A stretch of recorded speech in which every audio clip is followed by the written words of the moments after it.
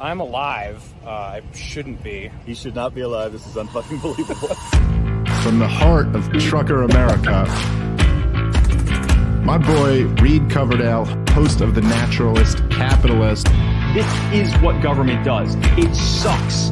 If you think you're going to win people over by stating commonplaces, you're just selling the other part. It is about dictating every transaction that you have for the rest of your life. Mr. Potato Head. Coverdale is the guy to be president of the United States. You intimidated me with your perfect 74 stat. That was the beginning of my problems. He died doing what he loved, chasing a minor. I'll put a 50 cal attached to my Suburban. Libertarians need to get out of New York. The gulag is going to be in your house. This guy's a fucking murderer. He deserves to be in a Gotta dungeon. get him out of that truck at night and get him into the White House.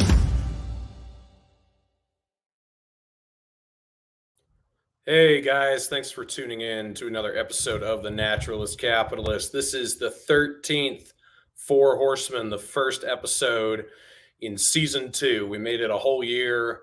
We only got one of them removed. That's pretty good, but we had amazing guests. We had Pete Quinones, we had Dave Smith, we had Scott Horton, we had Mike Rivero, we had Sean Atwood, we had James Corbett, we had tons of guests. It was crazy. It's been lots of fun. But we're starting out the new season. As always, we've got my co-host, Eric Jackman. How you doing tonight, buddy? Reed, what a pleasure to be here. This is President Trump, number 45, number 46, and soon to be 47. And we are celebrating season 2 of The Apprentice, a.k.a. The Four Horsemen. And I'm so excited to be here. We got a huge jam-packed show tonight, and we're going to kick some ass, take some names, and maybe talk about Russia. Rock and roll, Reed. Happy to be here, man. Yeah, good to have you. We've got Rand Paul, who's got some stuff to say about what's going on in Russia right now. What do you think about what's going on with Russia and Ukraine, Mr. Paul? Well, Reed, thank you for having me. As you can see, I'm just really elated and very excited to be here. Well, I wrote Vlad a prescription. I said, Vlad, I don't think it's fair what's going on, what you're doing to Ukraine. You are aggressing. You're breaking, the non-aggressive treaty. And I just quite frankly think that they should roll the tanks back. Hey, thanks for bringing me on for a quick little chat. But I guess who the people want to see is joining. Is that true? That is true. So, guys, I told you Ryan wasn't going to make it because he's sick, and he actually got so sick that he died. So we've got the ghost of Ryan Dawson on the show tonight. Yeah, Horseman Ride. I've been sitting on that song the whole time. It's like Zelda. I popped a bunch of my jokes not knowing we weren't on the air. Oh, sorry. But yeah, so the hair is because out of pure spite, everybody bitches about whatever haircut I have every Horseman show. So I thought they have to get more and more fucked up each time. I thought the comb over would do it. I didn't really have a way to top that. So I'm flying silver today. And we do have the man we all got to meet in person in D.C. For those of us who hadn't already, he covered the Maxwell trial in person. A lot of you guys have probably seen him in the recent months because of that. Addy Adds, how you doing tonight, man? Hey, thanks for having me on the show, guys. Yeah, it was fun, really fun meeting with all you, except Mike. I didn't meet Mike yet officially. So, or did you? Nice to meet you. Oh, that's true. Likewise. That was a body double. We had Invasion of the Body Snatchers came down with George Orwell. We swapped Eric with Epstein's body back in 2019 at the morgue in New York City. They put my body in there for Forward.com. There you have it, folks. Do the Maxwell sisters smell like sulfur? Is that true? I try not to smell them. I just think about asking the right questions, you know. Did you meet the cool brother who was on TV? Like, Ghislaine is very nice. I think people should say nice things to each other. Yeah. Kevin, is that Kevin or Ian? I think Ian. Yeah. Okay. I haven't seen Ian. I missed him. He went there once, I think, over the course of the trial. But I did see Kevin on several occasions. The guys, you don't understand. It was democratic pedophilia. Oh, so it's okay. Yes. They were moderate pedophiles. Oh, it's like the moderate rebels. Yeah, it's like the moderate Nazis, the democratic Nazis in Ukraine right now. So, Addy, for people who aren't familiar with you, tell the audience about who you are and what you do and what you're known for. Yeah, now I'm quite known for covering the Maxwell and Epstein stuff, which I have to give both Ryan and Sean a lot of credit for, because those are the guys I really learned from. And that, before that, I really didn't know who Jeffrey Epstein was. So in that sense, it was kind of a slow process. I never really thought of myself as someone who knew a lot about the topic. But then as the trial progressed, I realized most of the people there had no idea what was going on. And yeah, that was pretty apparent as the trial progressed. Welcome to my everyday. yeah. Ryan's used to it, with I followed him for when he got arrested the second time, I guess 13 and a half years or something. And, suddenly people want to listen. And then, I'd say something the next day, everybody's all saying this shit like they'd known it forever. And I'm like, fuck off. Y'all didn't know that crap. And then when you get censored, like I wanted to be there with you. And I should have been. But because of Rona, couldn't travel. Because of censorship, it wouldn't have mattered. I wouldn't have nowhere to put it. But it pisses me off because, this is one of the most important cases of the millennia, is busting this ring. Because it was not just a couple rich perverts playing around with kids. It was way deeper than that. This was a Israeli blackmail ring that has deep roots. This is generational organized crime. And something coming out in a new film later explaining all that. But it's like... as soon as they couldn't find a connection between the Trump Acosta thing, the media didn't give a fuck. Epstein disappeared. It seems like it was like a super popular thing because, Addy and Atwood and people like that kept, talking about it online. But even Addy lost like 10 YouTube. Sean lost his and got it back again twice. You can't talk about it anymore. Why? Why are they protecting billionaire child rapists? Well, probably the same reason they support Al-Qaeda in Syria and neo-Nazis in Ukraine. It's funny, too. Everybody's a Nazi except for actual Nazis. Right? Yeah, Rand, you know about the Azov Brigade, right? Senator Paul over there in Ukraine? Well, it's interesting. The Azov Brigade, they were in Raiders of the Lost Ark in the early 80s with Harrison Ford. And the ones who didn't open their eyes are now the ones profiting with Zelensky. And I would advise a humble foreign policy to stop doing that. But Ryan, I wanted to ask you. So I saw there's a meme going around.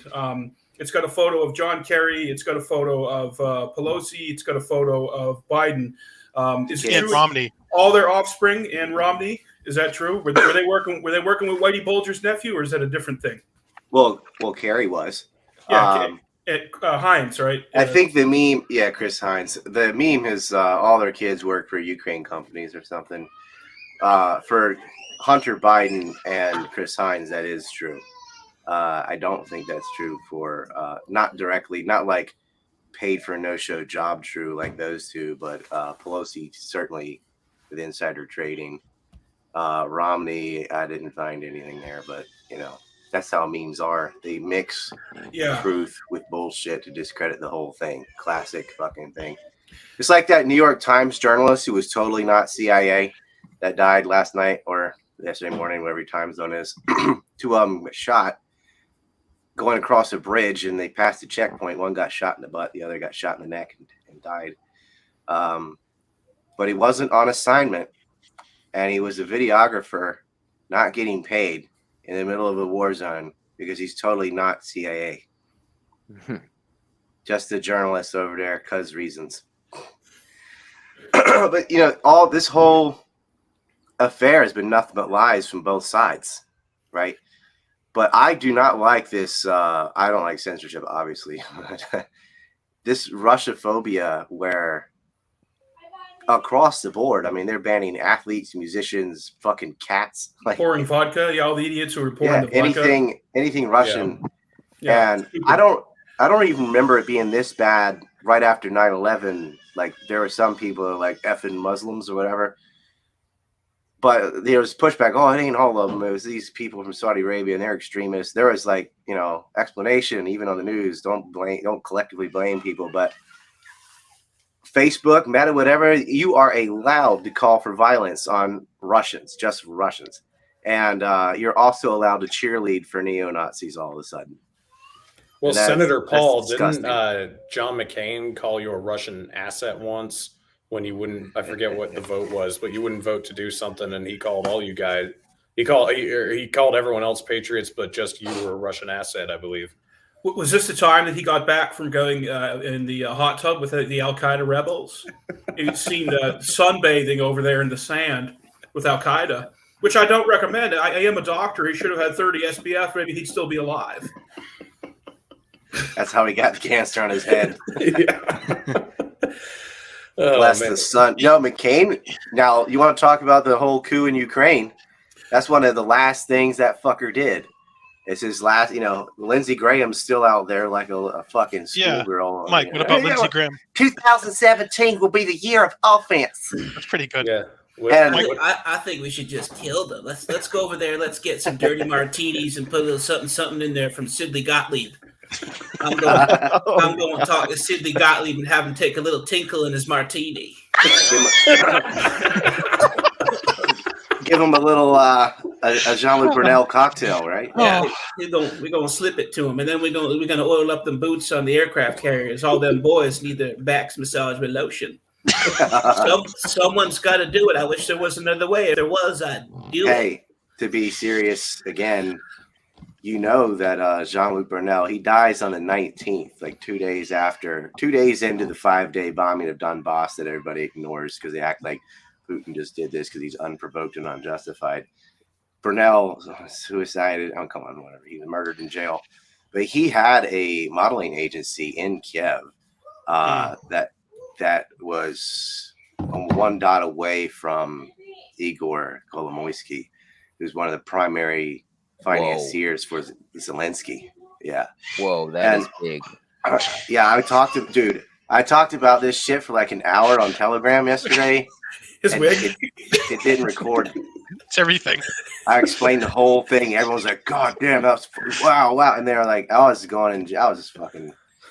Everyone who's watching needs to watch. It wasn't recorded.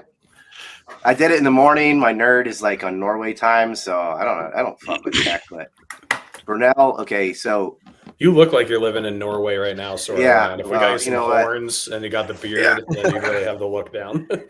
I don't think I can maintain this, man. It's too hot. It's like the Bob Dylan video. Mike, what does Lindsey Graham say about the Nazis, Mike, in Ukraine? Well, they were having a good time over there. They got a hot tub, and them rebels are doing good things.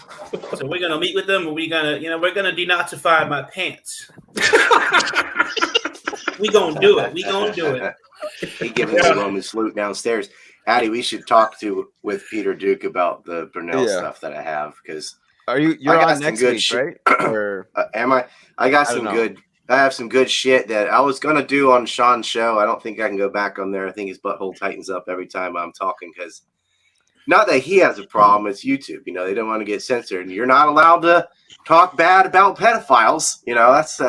That's a no-no on YouTube. You can only praise Nazis and Al Qaeda over there. You're not allowed to say Palestinians are human beings. You can't talk about Yemen at all. But the Ghost of Kiev, Snake Island. How about the new one where a fucking lady knocked down a Russian drone with a pickle jar? I'm like, God. That's amazing. Sean Atwood here. She fired pickles at it in the shape of John McCain's head. Oh. So, Addy, what's your takeaway, man, from our time in DC? That was pretty wild, man, wasn't it?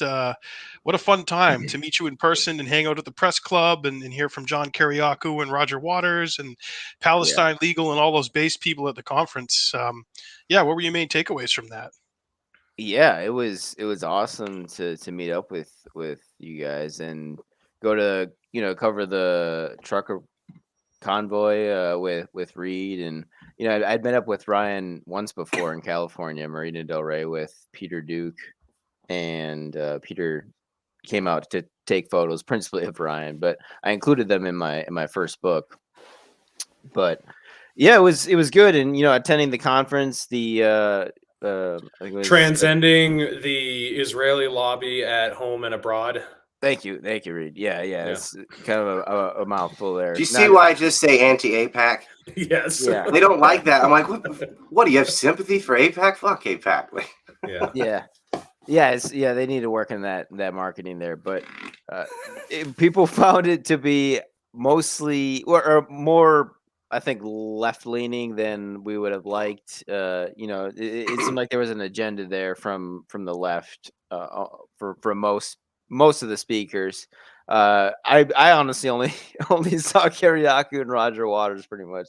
So I showed up a little late. You were there for the best speeches. You got the only ones that weren't far left. Okay. Yeah. Well, I was like, God, I came all the way from Japan to listen to this. Like, I mean, 100% stop killing Palestinian kids. Like, we get it, but, and I liked all the stuff from Virginia because that was like proactive. They were doing something, had a definite agenda and something to do, preserving these lands, pushing out this green energy bullshit from the Israelis and censoring the textbooks. And it had an offense, but I don't know. I'm tired of like whining about Palestine. Like, what do you want to do? Why don't you lobby the way they lobby? We're all in DC, and actually you wouldn't have been allowed to this year because we tried to do that and the police wouldn't let us in. They were so scared of the trucker convoy that unless you were an interest group or something, you could not go in and meet your representative. And I'm pretty sure that's unconstitutional. Yeah. It was really, it was amazing because some people would contradict themselves in the middle of talking. Say something with the Syria stuff, Syria and Russia with Ukraine. It was I forget how they phrased it exactly, but it was something along the lines of what the Israelis are doing to the Palestinians is just as bad what Putin is doing to the Ukrainians and what Assad did to his own people or something like that. It was just like, but and then they said history matters right after that. This is because history mattered. Yeah. History matters. So the last 8 years of 13,000 people getting killed in eastern Ukraine, let's just forget about that. Like, Donbass is the Palestinians in this situation, and they got a big tag team partner.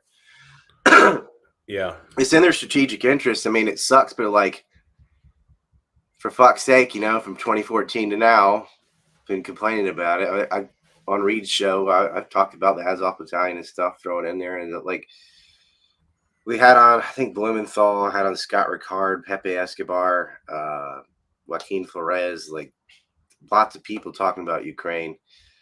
James Corbett too, who was on Horseman one time, and we spelled out the whole situation. And the best thing that somebody made this thing of Dr. Paul, the good one, Ron Paul, said, if only someone had warned us. And it was just, if you put NATO on the doorstep, if you do this, over and over and over and over again, years of warnings, and then it happens. Ron Paul, like, this is unprovoked. Yeah, there you go. Mike's got it. Well, we should follow the Constitution. We insist on going over there to their countries. It's their land. We insist on going over there, and there's going to be unintended consequences. I don't think if they legalized heroin, all the Ukrainians will become heroin addicts tomorrow. And by the way, unpasteurized milk. You can't have raw milk, but they'll give you a free crack pipe. Exactly. Yeah. I've been doing Rand so much that the Rand is diluted the Ron. I do have a little bit of a tickle. So thanks for having me on, Reed. I'm I'm glad that Ryan can do it. And as Julia Child says, bon appetit. When I was a spy in the OSS before the CIA, I would shove a transmitter in the turkey sphincter. All right, thanks, Mike, for coming on. All right, boys. Nice Peace. to meet you, Mike. Hey, Eddie, you too. I want to have you on sometime, Eddie, on Jackman Radio. Anytime. All right. Take care, guys. See you, Mike.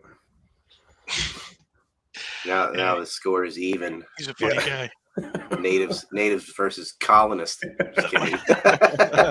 That Mike Jackman's a funny guy. He's a very, very funny guy. Funny guy. So Addy, what got you so interested in Ryan and Sean Atwood's work? Like, were you into crime and stuff like that before, or is this like a completely new leaf that you decided to turn over? Yeah, looking back on it, I have been interested in true crime. No, I don't think anybody's asked me that before, actually, because most people look at it through the journalism lens. But yeah, I would like stay up late at night in high school reading about serial killers, and and I would do it on a somewhat regular basis, or just unsolved murder cases and stuff like that. But the Epstein thing really was interesting to me because of the fact that there was so much unexplained about what was going on, and you could tell there was something deeper there, and just like the character, it was like this like dark side Gatsby-esque con man, almost like Catch Me If You Can, but he's a pedophile instead of a swindler. He was both. Yeah, no, he was in his money cleaning abilities. He was talented. I don't think you could argue. He had a lot of help. Yes, yeah, for sure, yeah. I think And, Darren Indyke's a professional. There it is. Oh, is he? I didn't know that. Took 21 minutes, Eric. 21 minutes for the bell. 21 minutes. And he brought the bell guys to DC with him. He had it there in person. It was there. It was everything. Had his own chair. It was on hand. It's on. Get this. There was only 10 people on an entire airplane leaving Japan. Because who the fuck would leave Japan and go to the U.S. right now? Unless and so the bell was on a little satin pillow. It had its sitting own on the chair. Yeah, that's nice. Had its own lunch tray and everything. It got taken care of. It was given the respect that it deserved. Yeah, what type of maintenance does the bell need? Do you need to oil it or anything at all? It's very high maintenance. Oh yeah. Did you fly L Airlines? If you don't have his bagels just right, it has a fit. Oh. and you flew L Airlines, right? Is that the Israeli Airlines? Oh, only, yeah. It's the only airline the Bell will travel on. Yeah. And you came on a Zim shipping boat too, right? Yeah. in a United Fruit cargo plane. Good God. Yeah. So I mean, Addy, it was so cool to meet you in DC, and I started watching. I first heard about you, when you were covering the Ghislaine trial over there in New York, and I saw your videos, and I'm like, holy shit. Who is this guy, man? He's got some balls putting a camera on those goblins' face. Ghislaine's fucking ugly, gross troll sister there, getting a camera in her face and asking her about her dead husband. Dude, that was so based. You were like, dude, you were really poking the bear, man. I'm like, this guy's got some balls, man. I like this. I appreciate that. Yeah, I appreciate that, Eric. I got a call from Charlie Robinson, I think the night before, and he's like, you got to ask her about this. And I was like, okay, because my biggest reference throughout the trial was Sean's book, Who Killed Epstein? And then I also had Ryan's map. Both map is the newer version and the older version. We got one over to you while you were there, right? Yeah. And Ryan had me on, and yeah, he sent me a map. And this guy from Philadelphia, he drove, I think it was 3 hours to meet me, and he gave me a map. And he gave me dough, and we talked for like 3 hours, and it was Get awesome. the map, by the way. It's really cool. Yeah. I'm not going to open it so no one can screenshot it. The Epstein crime map that Dawson created it's fucking oxygen, dude. When you read it, you look through it, it's scary. You're not going to sleep when you start making those connections. You start Googling those names, and you get on Wikipedia, you're like, oh, fuck. What's hilarious is I make this map physically for sale so they don't Whitney my whole thing. And then when I go on a show like Sean's show or something, and I talk about a certain node, and the next day, everyone's talking about Leon Black or whatever I just went over, like they've known it for new breaking Epstein something. I'm like, this is not new at all. There's so many parrots and very few people that dig up original material, and it's super fucking frustrating to not be allowed on YouTube or any of the town square. But now it ain't just me and Rivero and guys like that. It's like the entire state of Russia, RT, Sputnik. Like we just got 150 something million people on our team that knows what it's like. And I think serendipitously, if anything good comes out of a war, war sucks. But if Russia or China or whatever, or they make a new payment processor and they make a new video hosting site like YouTube, it's almost a net positive. Is China going to let you use one, or are you going to get kicked off pretty more fast? likely than in America? That's the saddest thing. Yeah. As long as you don't talk about China, they don't really care. Yeah. Excuse me, West Taiwan. China. West Taiwan. Oh man. I Israeled that from Sticks Hexenhammer. He's like West Taiwan. I'm like, that is beautiful. I always called London North Pakistan, so I guess I was pretty close to getting there. But yeah. So Addy, who was the cop or the retired cop or whoever was at the Ghislaine Maxwell trial? Forget what his name is, but Michael he was Dawson. Michael Dawson, Sergeant Michael Dawson. Okay. Yeah. He was the other guy who was kind of covering it as consistently as you, right? Or in terms of what do you mean? Wasn't he posting videos like recapping every day? And no, that was a witness in the trial. He was a sergeant in the Palm Beach. Okay, I'm thinking of someone who just like went into the. Maybe he wasn't even a cop. He just always had this new NYPD hat on. Oh yeah, that's Joe Neerman. Joe Neerman. Good yeah, Logic. Yeah, that's what I'm thinking of. Yeah. Good Logic spelled LAWGIC. Yeah, he's a New York litigator, and yeah, he covered it every day as well. Yep. Dawson wasn't even allowed to come in the final day. They just said what they thought he might say. Yeah, they did a stipulation, which I thought was weird. It was just they were rushing the whole trial. It was just they were trying to get it done as quickly as possible. It felt like, it was. Yeah, you think it would be important enough for him to have the inconvenience of having to stay the weekend in New York City, but the state didn't want to spend the money. Yeah, right. He had, but going over the content of a box that he found, right? Which could have been sex toys or whatever, but they're like, well, this is what we think he would have said. Like, let's not guess. Let's bring him back in and let him say it. This is pretty important, The Johns are sweating because Maxwell, she wouldn't name him, but she won't defend him either. They're all going to have to lawyer up and defend themselves now. But I think they took a breath of fresh air after Brunel died and Andrew got a settlement. It's just, what was the Kolomoisky-Brunel connection? Well, that's with Brunel started 2 new modeling agencies in 2019, one in New York and one in Kiev. And I'm gonna, since I'm going on your show anyway next week, I'll just go ahead and explain all that shit. Then it's bad, and when when people, thing is they won't find out because even if I say it and all that, it'll just go in the same circles of maybe 40,000 people, and it won't have, you know what I mean, taking away my fucking social media killed this fucking story, and so it doesn't matter what I dig up. But they'd been trafficking girls from Ukraine to Israel too, not just. Kolomoisky has an Israeli passport. Well, yeah, Kolomoisky. Kolomoisky, he's one of Zelensky's. He's one of Zelensky's guys. Tell me who he is. No, Zelensky's one of his guys. He's a warlord. He's a weapons trafficker. He's he's a billionaire. He's oh my god. Where's he from? He owns a ton of land in the United States. He's Ukrainian. He robbed people in Ohio and West Virginia. He's a corporate Columbus. Yep. Yeah, he did. The guy, man, I don't even know. He's like Richard Pearl level evil. So where is he now? He's back in Ukraine, or? Oh, he's in Switzerland right now. Right? Oh, is he in Switzerland? No, he's not in Ukraine. Hell no. So he's they don't even say his name, have they? Okay. So prior to the Zelensky take, I mean, he's the one that started the TV show that Zelensky was on about the fake show about being president. Yeah, about him being president. Okay. Yeah.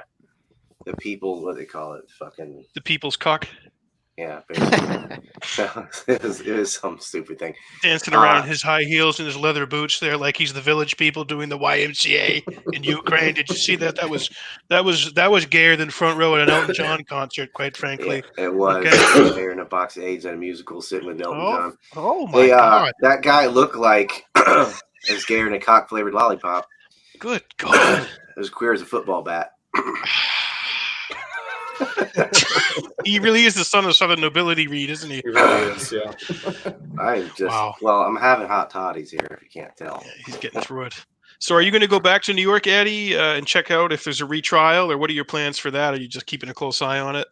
I'm actually in New York right now. I'm not in the city, though. But, yeah, the sentencing is not till June, and the most recent entry in the docket was just a memo replying and calling for a motion for a mistrial from Maxwell's defense team. So not really any hearings in the foreseeable future. So It's kind of hurry up and wait. So I'm going to do a little bit more investigating into maybe the Brunel Kolomoisky connection, or maybe where is Sarah Kellen, for example. I think that'd be interesting. Yeah, why? Everyone knows she was one. I mean, that didn't actually say her name though, but it was like obvious. There was enough. Your mic is a little weird again, Eric. Ryan. Right. Fuck. God damn it. Infowars.com. Addy, didn't they denazify New York City? Isn't it like kind of back to normal now, or what's going on there? I believe so. It's up to It's still shaking a little, Ryan. I don't know what's up with it, but yeah, the mandates are dropped. I think it's still up to the discretion of a private enterprise if they want to still enforce it. And I think the schools also dropped theirs as well.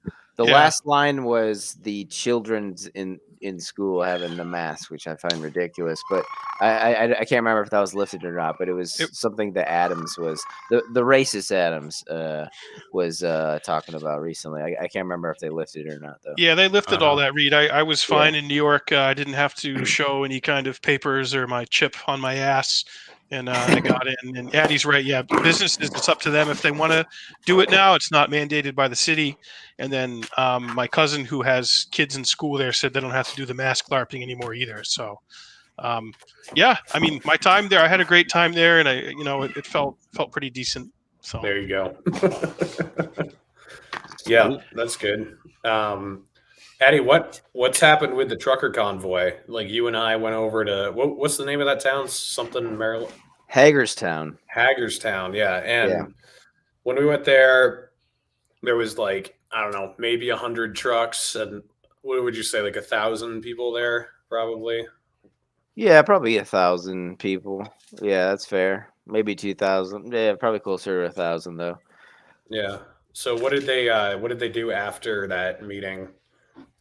Yeah, I followed up loosely in the following days. I saw Ann Vandersteel was on Steve Bannon's show, The War Room or whatever, and sounded like things were picking up steam. And I saw earlier today that there was some trucker getting a free haircut, still at the Hagerstown Speedway parking lot. So truckers are still there. As far as how long they're going to be there, I think it's pretty much the same status that when I left, whereby we don't know what their plan is, right? That's I think been the biggest confusion about the whole thing. What's their demand? I actually don't know. I think Reed mentioned they didn't even have one, or they couldn't answer or something. Well, that was the other guy on the show that we just did that just co-host there. He said someone was on and didn't have the demands. When I looked at their website, it was that they want to end the state of emergency. So for what, Canada? Well, the United States still has a state of emergency just declared. But most of the mandates are gone. So I don't even know what it technically does. It's because they're still hunting domestic terrorists. There's this, I stayed at this dude, he's younger than me, and he worked at the Justice Department investigating domestic weapons of mass destruction. It's weird. The hell? Yeah, January 6th. White supremacy and insurrection. I don't bring that topic up just willy-nilly, depending on the context. Think about that. They called the president of the United States, mail-in, voted or whatever, said the protesters at January 6th, the trespassers, were white supremacist insurrectionists. And then they called the truckers in Canada white supremacists. But the Azov battalion that has Himmler's black sun and Nazi swastikas and so on, that have been murdering people for the last 8 years. Oh, that's just a couple bad apples. Yeah. Nothing to see here. Yep. Same thing with Aral al-Sham and HTS and stuff in Syria. That's Al-Qaeda. And you're giving them guns and you're giving them money. And I love this. I mean, this is better than watching Kamala Harris try and give a speech. Your mic's still doing that. Yeah. God, this sucks, man. I don't know. Plug it in. Yeah, try it. Yeah. Oh, wait. Oh, now you sound better. We hear a couldn't little sound Alice on. Is it fucked? Now you sound fine. All right. Well, maybe that did. Maybe my chair was on it. My clip chair. This is one of the dumbest things. This is. Yeah. I don't want to say Douglas Feith's dumb. That might be going too far. But, you know, somewhere between Harris and Feith, which is way on that side of the fucking scale. They're talking about bringing in fighters from Syria, the Al-Qaeda fighters on the Ukraine side. Now, the UK and the US have put in Javelin missiles, Stingers, man-pads.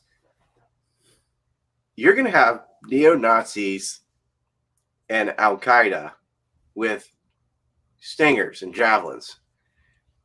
What if they just run away and bring those into Europe?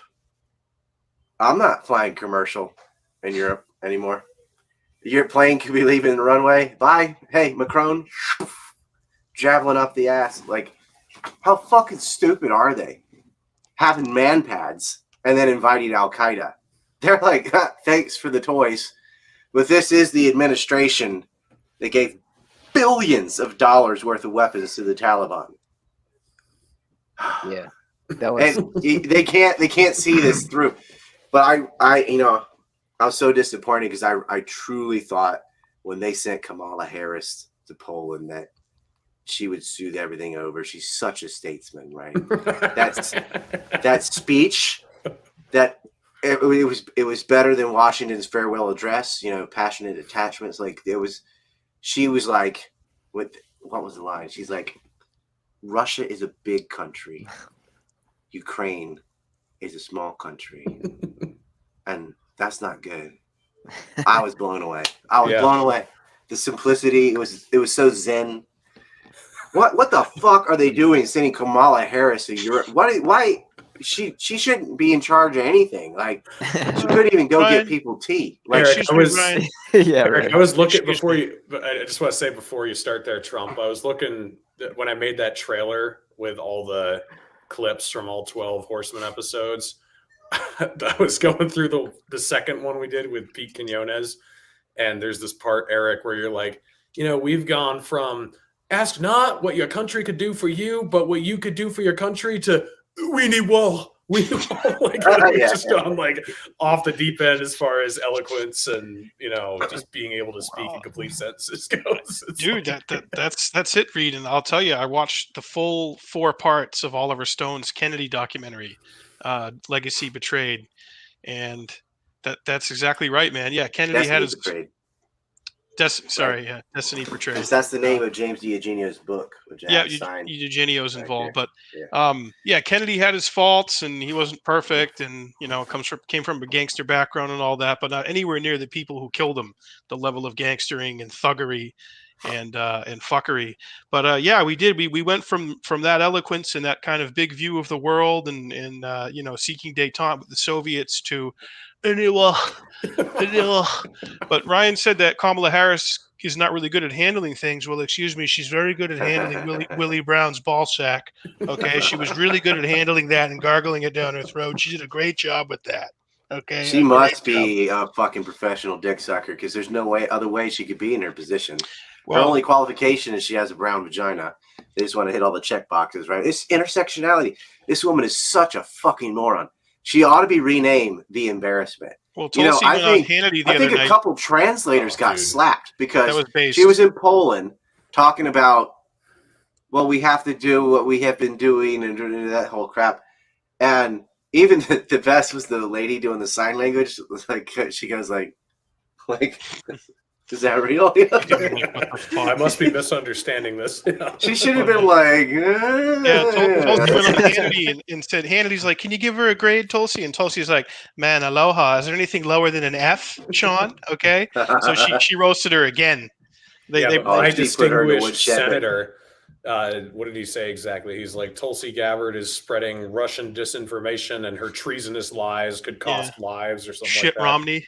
Yeah, shit, Romney. Look, Mitt Romney, he choked in 2012. He begged for my endorsement. I could have said, Mitt, drop down to your knees if you want the Trump endorsement. Okay. Well, he's got a lot in common with Dr. Fauci. They're both like torturing dogs. Oh yeah, he had the dog on the He roof. strapped the dog on the roof. Look, Mitt Romney's not really that rich. I have a Gucci store on Fifth Avenue, Addy, that's worth more than Mitt Romney. Okay, and all the Mormon temples combined. Okay, Romney dog story. I don't know that one. Yeah, he put a dog on the roof of his car. He's got so many kids, isn't he? He's a Mormon, right? Yeah, he's a Mormon. He's got those magic underwear that have a glory hole in them, so the priests can do what they got to do with the tabernacles and the rings. They got the rings, one ring to rule them all. He loaned one to Alan Dershowitz. Yeah. I kept my underwear on. Maybe I got a massage in another part of the house. Something might have been going on in a couple rooms over. But I know Addy. She was an adult. I had my underwear on. I joked about it with you, Addy, in DC. But so have you dug pretty deeply into Terramar? Ghislaine's Terramar. No, that was good when you brought that up. I haven't too much. I mean, I know Biden Island was, I think, 8 minutes away by boat, if I'm not mistaken, or 15 minutes away. But Water Island. Yeah, or Water Island, aka Biden Island. But yeah, I know Terramar was this supposed nonprofit to barter over international waters. I don't know. What can you teach us about it, Eric? Well, I want to ask Dawson too, but I mean, it was connected. She had a grift going with the arts and embassies through the State Department. Do you know about that, Ryan? Yeah, Terramar was a money laundering operation. Fuck, your mic. The audio from your hell mic's was Israel returned. again. Just fuck, dude, fucking Russians. I just pulled the plug. Eric, China. Just your built-in. What the fuck is going on? China. Yeah, you sound fine like that. Just you know what? I got an idea. I'm gonna just use my fucking phone. He's gonna go. I don't know what else to do. He sounds good right now. Yeah, Eric. I mean, Ryan, you sound fine like right now. I'm gonna leave and come back. All right. Can you hear it? Yeah, Terramar. I mean, she spoke at the UN, and it was like about a project to clean up the oceans and all the trade routes around the oceans in the world. And there's a channel on BitChute called Melty Buddha. I don't know if any of you guys have heard of him, but he's done some pretty bang up research into Ghislaine and the Epstein thing, and he really zeroes in on what's called art and embassies through the State Department and through Hillary, and he connects a lot of those players with Ghislaine Maxwell. So I can send you those links, Addy, if you want to look at it. But for sure, definitely. Dude, are you still in New York? I'm back in New Hampshire. I got back Wednesday. I got back. I took a bus up. Yeah, I'm bummed I didn't connect with you guys, but I might be coming back. I might be coming back, Addy, in April. Okay. Because there's a film premiere of a movie that I starred in that's happening. A very big premiere, so maybe we could all go together and be a family. Yeah, maybe that sounds good. I could drink some non-alcoholic Russian vodka. Yeah, yeah. But there you go. Yeah, I had a good time in New York. But yeah, so the art and embassy stuff, and I mean, Ghislaine Maxwell was an operator of submarines. I mean, that's like a real thing. She did have that. So if you're talking about smuggling humans or trafficking children, I mean, a submarine is ideal. Sorry, Weapons. that's fake news. She's not a fucking submarine. She had a helicopter license. There was no submarine. There's no submarine dock. No, that's fake news. That's like tunnels under the. That's bullshit. Terramar, you're asking about, that was a money laundering operation, and here's some of the old map. You can see some of the other room here.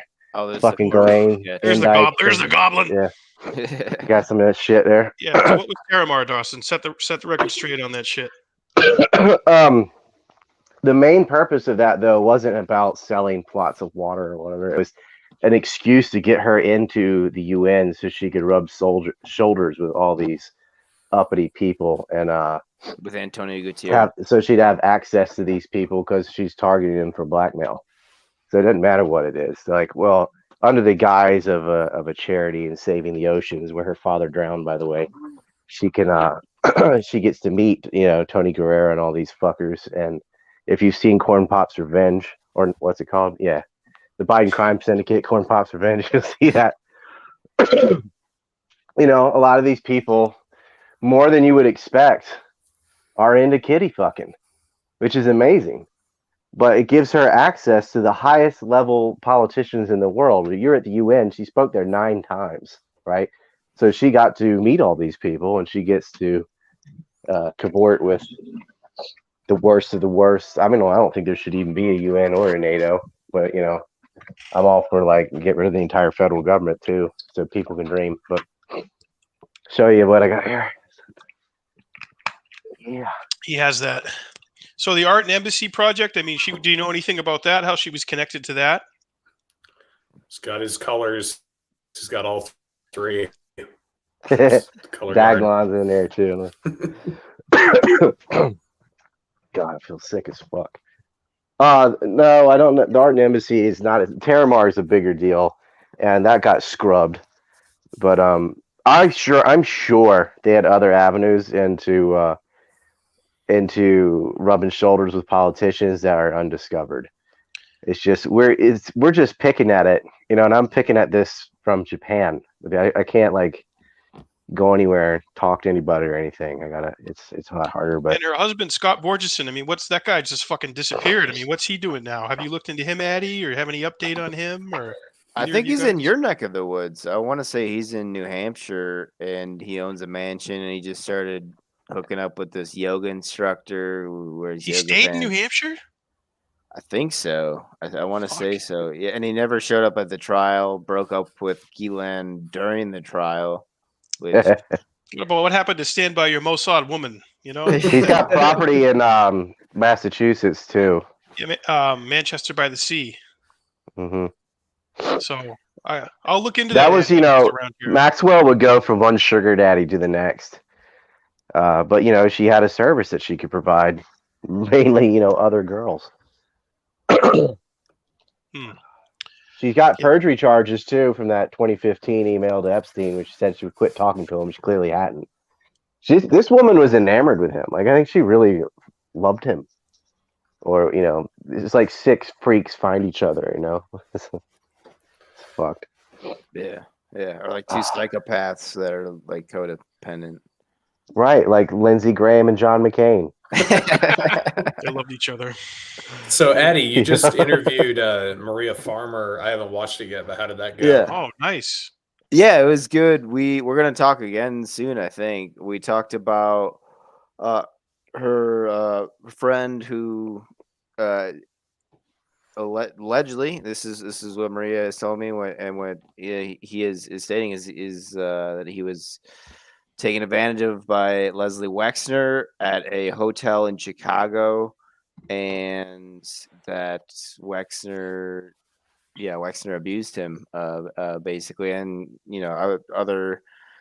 his drink was spiked and so on at this hotel after he went over to hang out with some friends or something, or there was someone invited him over to this hotel, and this happened, and the feds are now after him.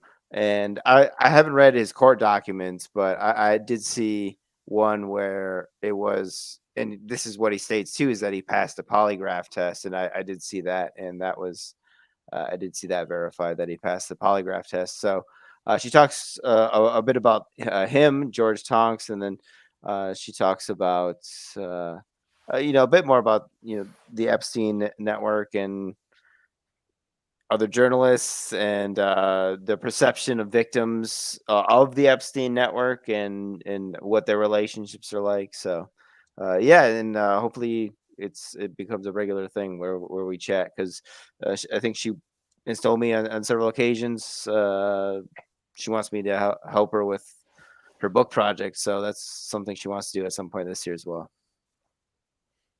Awesome. So she's doing all right. She's hanging in there. Yeah. I think she's doing okay. I mean, I can't speak for her, but it's these people, they've all had slightly different experiences, but it's all been a common denominator being they're abused in one way or another by Epstein and Maxwell. And I was talking to Matthew Steeples earlier today too, and he brings up the fact that there are victims who weren't just sexual assault or rape victims. They were financially screwed over by these people, right, losing their pensions or getting swindled in one way or another. So they, that's what they do. They're just toxic, poisonous people. Ding. Yeah, Maria Farmer has talked to all of you and not me. Yeah, Maria Farmer, go on Ryan's show. Please, Maria. Yeah, let's try to facilitate. I'm on your side. Like I might be intimidating, but only to the bad guys, not to you. I don't know. I don't get that. I guess because I'm not on Twitter and stuff. I'm not allowed on the. She's not on Twitter anymore either now, though. No. What was that all about anyway? Do you know? Or again, I can't speak probably for her, said a but fact. yeah, it was. She has beef with this writer Kirby Summers, who I don't even know if you guys know who that is, but that was a big part of it because they were going back and forth and kind of had a history of that. And then she blocked me, Summers did, but all I did was read this article that Johnny Vedmore wrote. I believe it was Johnny Vedmore, and it was looking into her history. And she, as far as this article goes, which is very well sourced, is not who she presents herself to be. So I'll just leave it at that. People can go read the article if they want.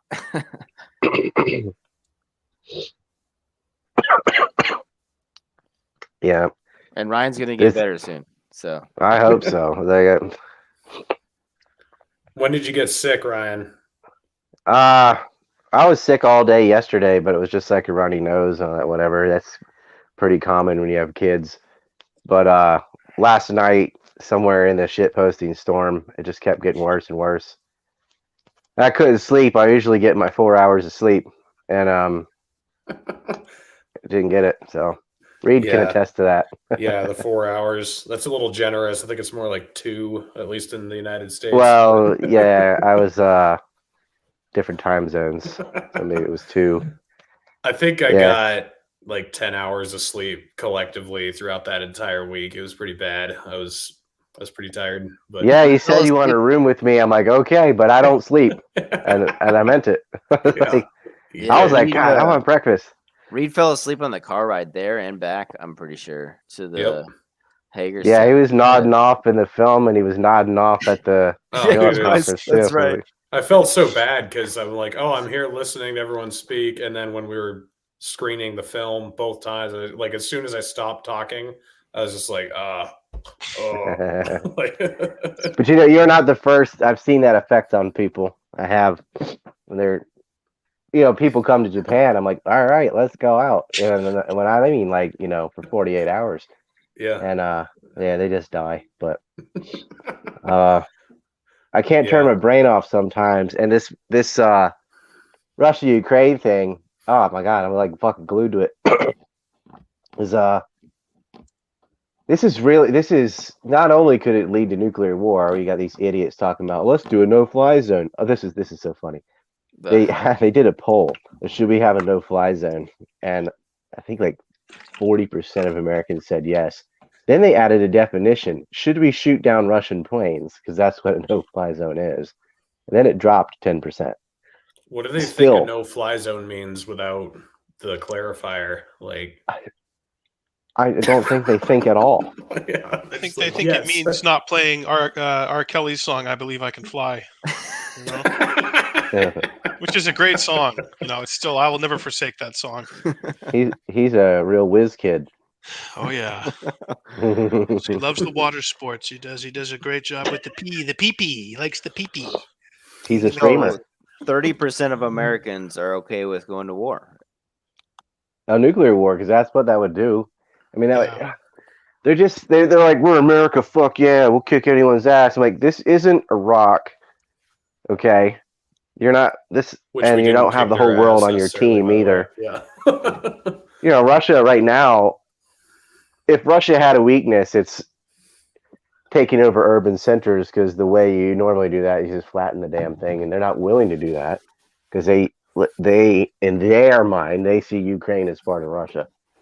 I'm not saying it is, but that's how they think.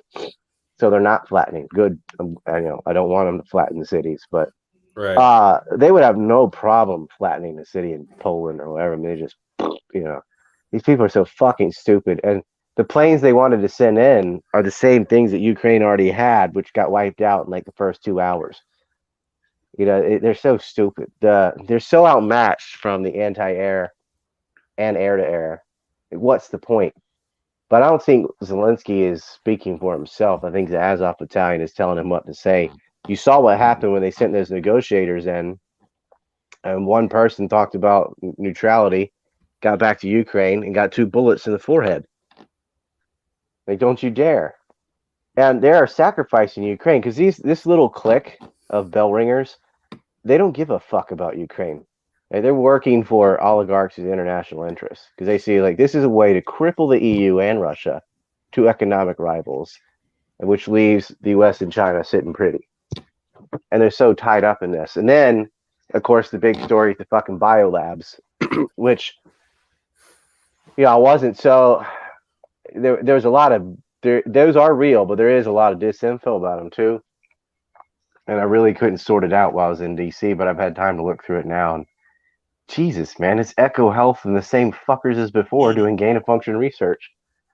And Victoria Nuland, who always is failing upward, right? Like, what's she been, 3-4 administrations or something? Yeah. She's the Undersecretary of State, and she's saying, yeah, well, they're just, health labs, research, and then we really need to get them before the Russians do. Like, why? What's there? Yeah, some of them are Soviet area research labs. Okay, just admit what it fucking is. They're bioweapons labs. And they're doing the kind of crap that PNAC wrote about of racially specific bioweapons. They're insane.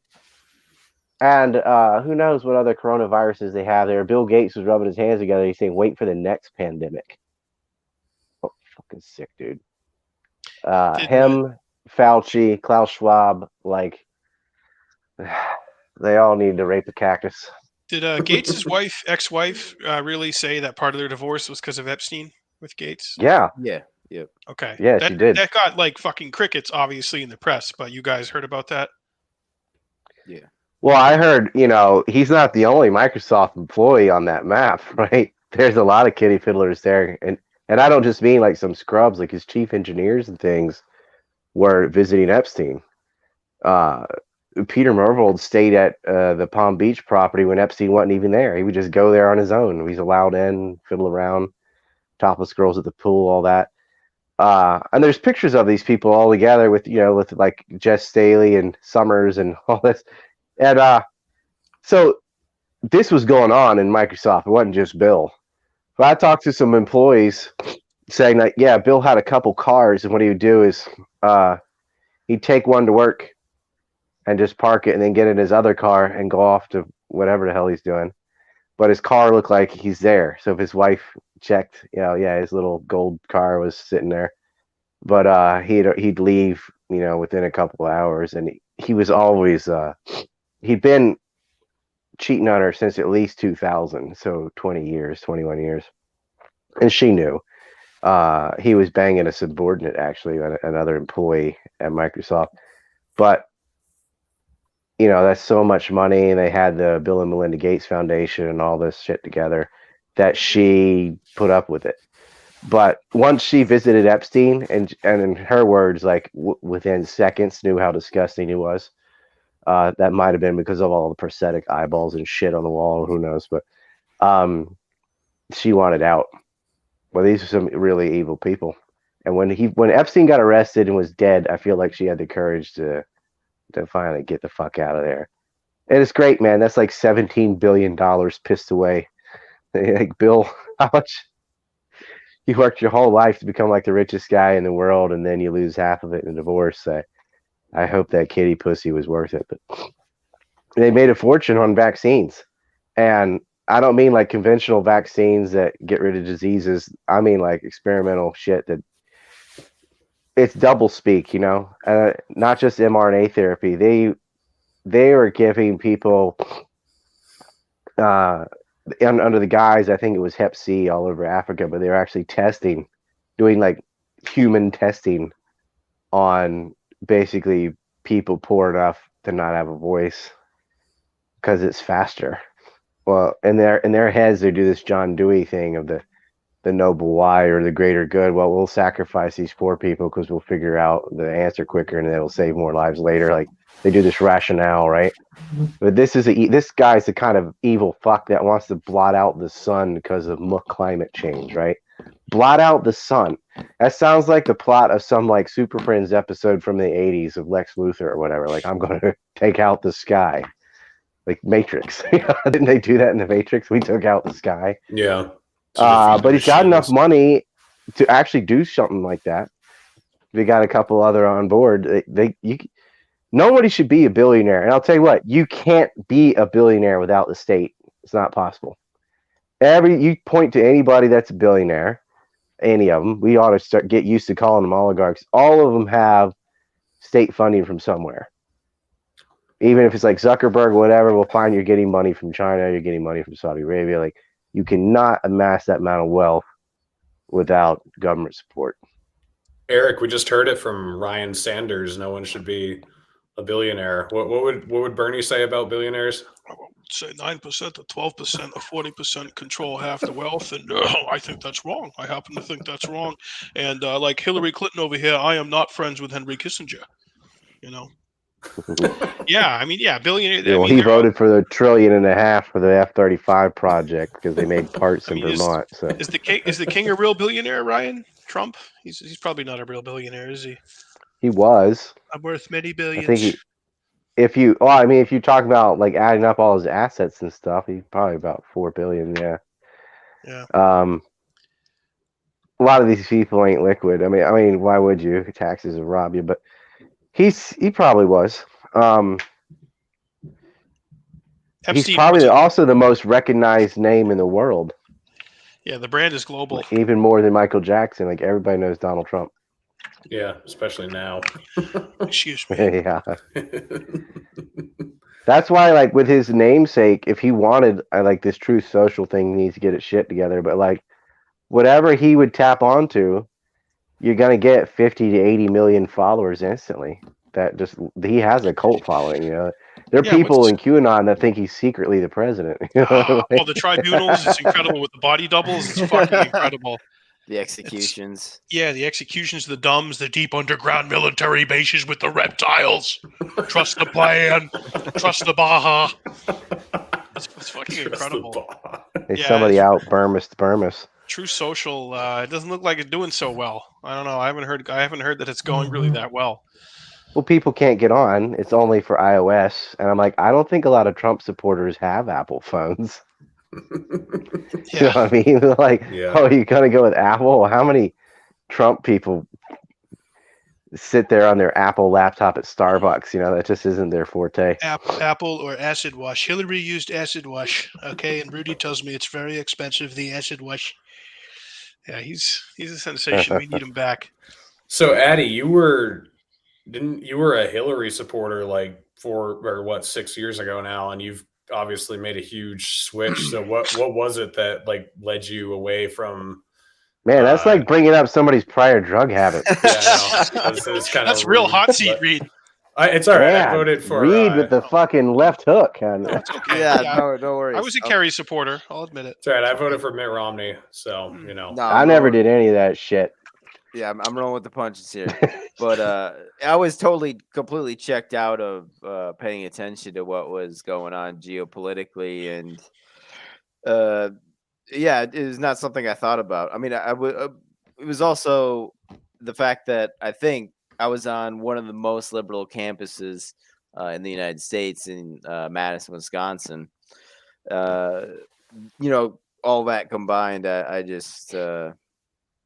I went to the polls and I didn't really think about it. And then, it was, I don't really regret it that much. I mean, it wasn't until the months, I think, after I started to ask some questions, and it was really learning about the prison corruption system that I started to learn about the political corruption as well. But yeah, I did vote. I think I'm still registered Democrat too, so I'm kind of like a double agent or something. Is this something you can talk about? It was the same way for me. Like, you feel okay? You want to lay on the couch? You know, lay on the couch and talk about this. I'm CIA, is what I'm trying to say. I'm CIA DNC asset. I think, with me, like, bringing me away from my neoconservative roots, all it took was knowledge. Like, it wasn't a change in mindset as much as just becoming aware of stuff. And then you're like, oh, wow, I'm not on the right side. That was kind of how it was with me. But you can't do that unless you have agency, which a lot of people don't have. Right. Like they pick a team. It's like a sports team. They're just, that's their fucking brand, and there are no principles. Like all these people are like, oh, stand for Ukraine. If you had principles, there's a laundry list of other interventions that you could oppose that they won't, because there's a consequence. Like if you criticize what Israel's doing, there's a consequence for that. You can lose your social media, you can get fired from your job. Like, they don't want to do it when there's skin in the game. They only want to do it when everyone's piling on, and that's like the correct thing, you know, the press tells them to do. Right. Yeah. There's no agency at all. And then Jackman, what was your advice? You voted for well, 2004, when I was 18, before my brain was fully formed, I was fully on board with John Kerry, and I got him to come to my high school the day before the New Hampshire primary. He took a helicopter. You've gone from John Kerry to John Kerryaku. I have. Yeah. And John Kerryaku worked for John Kerry on the Senate Foreign Relations Committee. He's got some great stories about him that we'll have to have him tell when we get him on the Four Horsemen next time. We'll go full CIA with John Kerryaku. He's my CIA handler. He was my guy in Karachi. I was doing the Karaka dance in the Karachi, Pakistan. And we did the Macarena on the border with Bin Laden and al-Zawahiri. Yeah, I voted for Kerry, and you know, just like what Addy said, man, it's just I hadn't really done my homework, and I had a different view. I looked at the world differently, and I believed in the fucking Coke and Pepsi and the team baseball, and that George W. Bush was the enemy, and John Kerry was different. He wasn't his cousin. He wasn't skull and bones with him. He wasn't CFR. You know, I didn't know any of that crap. So I thought voting for him was actually going to change things and, you know, be better. And of course, this was before my Ron Paul red pill that came in 2007 when I was in college. He fixed so many people. Dr. No cured my apathy. Infowars.com. So I was 10 years old. I wanted to secede Dare County from the state. It's such a Dawson thing. I let Lally do Walter Beeman Jones. It's so Dawson. At 10 and bitched at him about beach erosion and pork in the bills and Walter Jones. Yeah. No, Walter Jones Sr. Oh, his old man. Yeah, and then later the junior too, obviously. And he was Mr. Freedom Fries. I went there to talk to him about North Carolina issues. Then I was like, listen, we got to talk about Iraq too. And I sat down. And then I had dinner with him. And his advisors are trying to pull me away. I was like, fuck you, man. Like, I'm a North Carolina citizen and don't do this. And he became staunchly anti-war, pro-Ron Paul. And that's what gives me confidence. Like, because this guy was not like that. He was like Freedom Fries. That's that guy. French fries, arena. And I was like, don't embarrass North Carolina with that. He listened. He changed his mind, and he became one of the better and only anti-war Republicans. The only one that went and listened to Lawrence Wilkerson with his testimony. He regretted his war too for the Iraq War and spent the remainder of his career apologizing and calling all the families. And I had a great conversation with Tulsi about that, about his evolution on that and how he changed his mind. Well, the point is, it just took a teenager, well, now I was 20s or whatever, to sit down and talk to him. If people would go in and just attempt it, man, to go speak to your representatives, they're not all evil, they're just retarded. And they're like, you guys aren't retarded at all. You're smart, but you have, you know, Kerry, Hillary, Romney, like the fuck, guys. Yeah. But if someone just talk to you know that you'll never be like that again. There's a lot of people like that are reachable, who are in government. Like my New Carolina guy is Cawthorn, and he's saying, "Look, you know, we shouldn't be risking another war." And I don't see that. I see people yelling at buildings. What is that picture, Ryan? That's me in 2004. I don't acknowledge you without a mustache. Yeah, I think you had a mustache since you were 7 or something. He's so adorable. He's just a baby boog there. Yeah. Yeah, no one knew this was going to be the anti-government extremist someday, but here we are. So That's Reed. He was back when Reed was Skull and Bones. He was at Bohemian Grove doing cremation and care ceremony and worshiping Moloch. There was a picture of my brother and I have a twin too in a pickup truck with a Confederate flag. We're like 10 and just going like that. That's on brand. That's very on brand. I've hated the government my whole life. I never understood it. When I was a little kid, like, why do they get to tell us what to do? Like Reagan be on TV. I'm like, who's this old fuck? And what's he got to do with Hatteras Island? I bet he's never even been here. Rah, rah, rah, rah. It just seemed like it's as stupid as King Arthur pulled a sword out of a lake and now he makes all the rules. Like, no, I don't think it works like that. I don't care if people voted for him. Like, I didn't. You know, I don't know. That's not how I think of sovereignty and stuff in my head. I'm like, oh yeah, we're gonna pick some people. Think how stupid that would be for any other occupation, right? Oh, let's just vote the engineers in, and then the bridge falls down, right? We don't do that for any other professional thing. If you have a pilot, you want some kind of accreditation in school and practice flying, and you don't just like pick somebody to fly the plane. But for the most important job possible, like somebody that's got the power to wage war, influence the economy, make new laws, or at least approve of laws that people make, we just pick them out of a den of like, and it's a contest of who's the best charlatan and can appeal to the lowest common denominator. Yeah. There's got to be a better way. The problem is that system would work if we had, as Bentham and Mills said, if we had an informed public. Right. But we don't.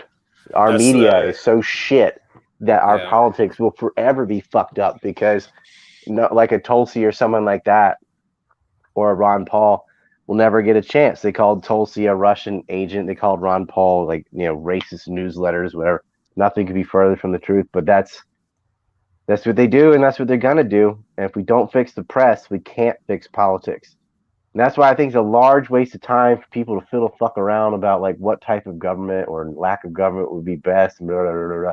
Because you're not going to get an inch on any of that until you fix the press. And the way to fix the press is building up alternatives on social media. Because the way it is now, like we did well, and then you get censored, right? If we had a viable media, that predicates everything else, and you could start fixing cultural problems, political problems. Everything starts with the media. And the bell ringers figured that out a long time ago. Control the media, control the nation. And that's why I am excited in a silver lining to this war of so many people getting censored in Russia and China right now that is going to force them to at least have some alternative. The problem is it's just going to be Russia and China. I still think competition is always good. Monopolies are the worst. So Ryan, the worst is Lincoln. This is kind of off topic, but what, in your opinion, is going on with the Uyghurs in China? Because I'm hearing, I watched I wouldn't call it a documentary, but something that Patrick McFarlane from antiwar.com and the Libertarian Institute put together. And it makes a case that there is not a genocide happening against the Uyghurs, but I've never heard you talk about it. What do you think? Well, I wouldn't say there's a genocide, but to act like they aren't being persecuted is just bull. Yes, they are. They get even their children and stuff get locked up and thrown in jail. They're getting persecuted, but that's not that different to what China does to whoever. I mean, people have this temptation to be like, oh, the U.S. is imperialist and sucks, so U.S. bad, China good. And I'm like, no. Mm-hmm. You think America is bad. Damn. The poverty in China is breathtaking. And a lot of people never been there, or they go and they just stay in Shanghai or whatever, in a little bubble, That's like going to fucking Malibu in LA and thinking this is how everybody lives, and it ain't. They have a huge excess of males compared to females. Yes, they do, because of the one child law. Million. There's like in a whole America worth of people, of men, and there are villages in China where, because of the human trafficking, because of this disparity in male to female ratio, that there are girls who have been chained to a wall or the floor naked and they live like that for years, and everybody rapes them.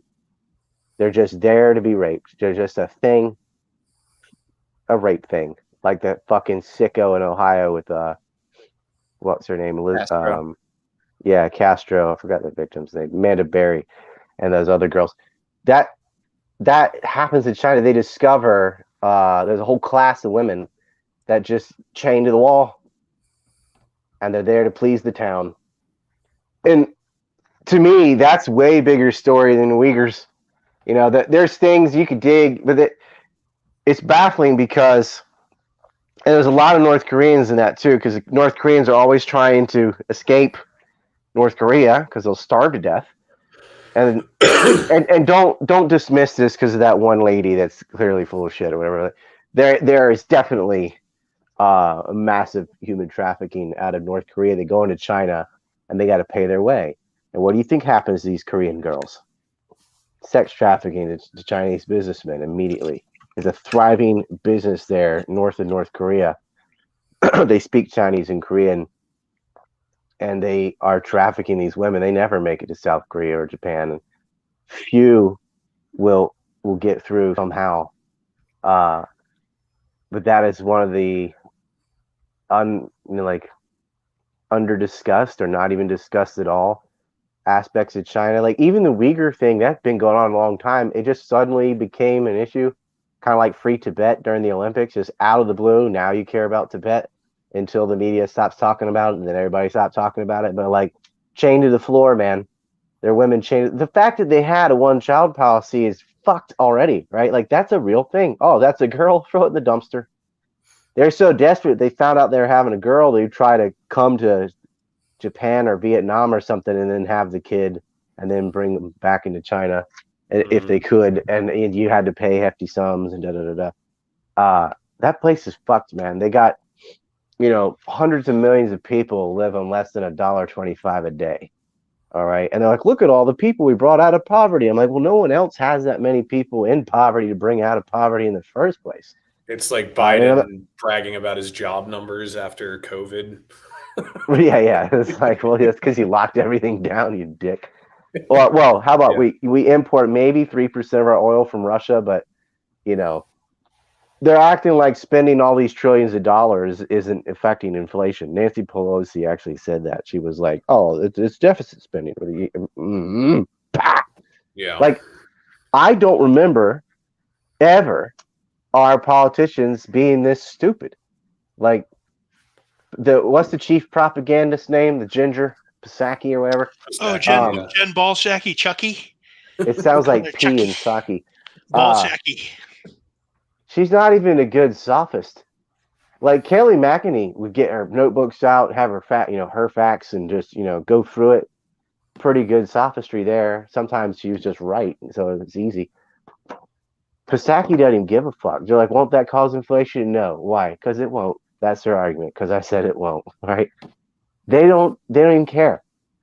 You know what they did? 2 days ago, Joe. This is in the middle of this, giant World War III type scenario. Threatened some nuclear weapons, no fly zones, biolabs, all that. Joe Biden and the embarrassment, Kamala Harris, had a TikTok summit with TikTok influencers. It's incredible. Because clown world, man. Like it's not funny anymore. Like, haha, no. We're way past clown world. Hey, Dawson. It needs its own name. There you go. Addy's got it. Yeah. Oh, look at that background. He's got Biden in his background. That's incredible. Hey, you listen here. It's the Psaki. It's the ginger. They had a TikTok summit. We had a summit, Ryan, because I wanted to smell their hair. All right. I wanted to see what kind of shampoo those girls were wearing. The TikTokers. Addy, you got some nice hair. I'd like to smell your hair. Oh, God. Talk about the soul. Eric, I used to be upset that I wasn't born like 40 years earlier because I just hate everybody now. But it's gotten to the point where it's so entertaining. I don't know if I would pass this up anymore. Like after the last 2 years, I'm like, this has really been a shit show, but I'm kind of glad I got to see it for free. You know, like it's Yeah, one of well, those as weird. George Carlin says, we get a front row to the freak circus here in the United States. Dude, And can you imagine if he was still around, what he just, would think about this? God, He would have the biggest Twitter following ever. oh, Well, they would ban him. They'd They'd ban him. ban Yeah, him. he would have founded Parler or fucking, you know, Getter or those other things. Yeah, they would have been But, way better. I mean, Getter Tim would be better. Tim Dillon is keeping those Carlin vibes alive. Tim Dillon's show is amazing, man. He hits the nail on the head every time. And Best Meghan McCain impersonation I've ever seen.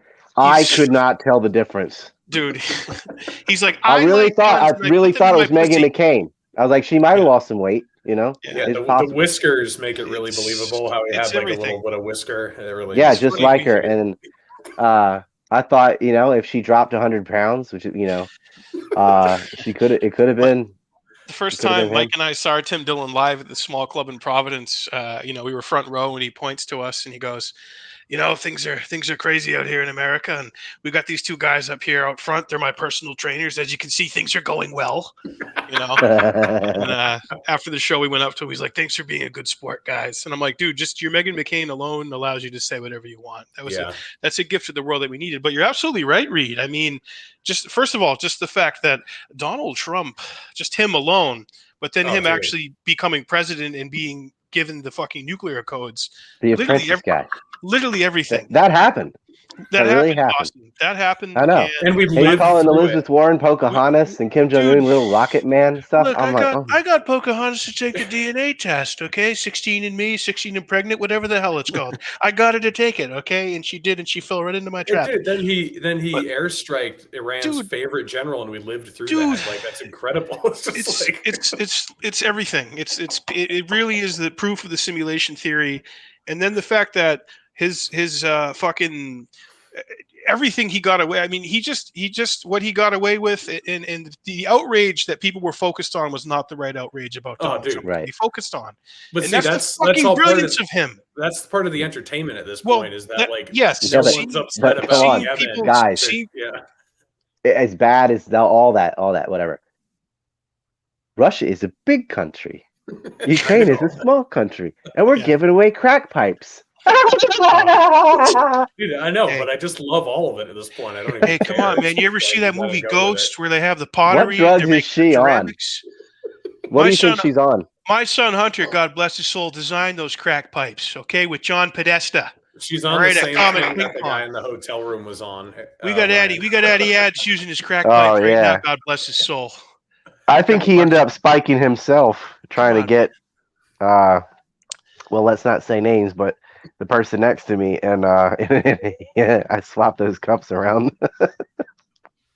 I mean, is there any hope though, Addy? I mean, when you were covering the Maxwell trial, did you meet other like-minded individuals who were doing what we're doing, who are out there, who give a shit about this, who are young guys like us, who care? But before you answer that, though, Addy, do you share the entertainment aspect at this point, or are you still just like, God damn it, we're so fucked and retarded? Like, yeah, it's more like WTF than I'm entertained per se. Sometimes it'll be like random moments during the day where I'm just zoning out, and I'm like, what the hell has been going on? And it's just like it's just keeps going. You just got to keep going with it, you know. But yeah, there are moments where it like hits you. It's like, this is still, you know, these like past 2 years or whatever it's been. Yeah. What was your question, Eric? I like mine. Yeah, young guys, not really. No, I'm trying to think. Lucia Crowley was I think the closest to me in age. She was the one who broke the Jurgate story. Missing in action this past week on Tuesday, as was the recently sued Julie K. Brown of the Miami Herald and Vicky Ward, even though she's based in New York, to my knowledge. She loves you, right? Which one? Oh, Vicky Ward. Yeah. She's greatest fan. I'll see you. She's an interesting character. You know, she definitely tries to. It's almost like she was nicer to me after that happened. It was kind of bizarre. Yeah, well, you had the drop on her. I saw that video. That was good. Yeah, I did. It was. She was quite dismissive, I think. Maybe not quite, but a bit. Very uninterested, I think, is probably the best way to put it in what I had to say. Pretending she wasn't interested, but really being like, "Oh fuck." Yeah.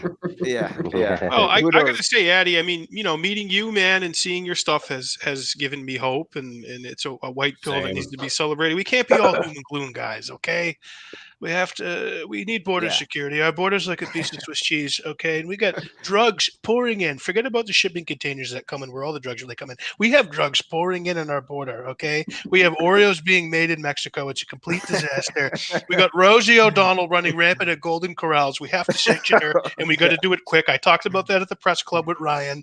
Okay, I don't think she's been running at all. But well, yeah, she's in a wheelchair, but she's being pushed. But I mean, we have to celebrate the victories, and we have to try to. There were a few young guys at the film screening I did. People in their 20s or whatever. I young, I guess. Yeah.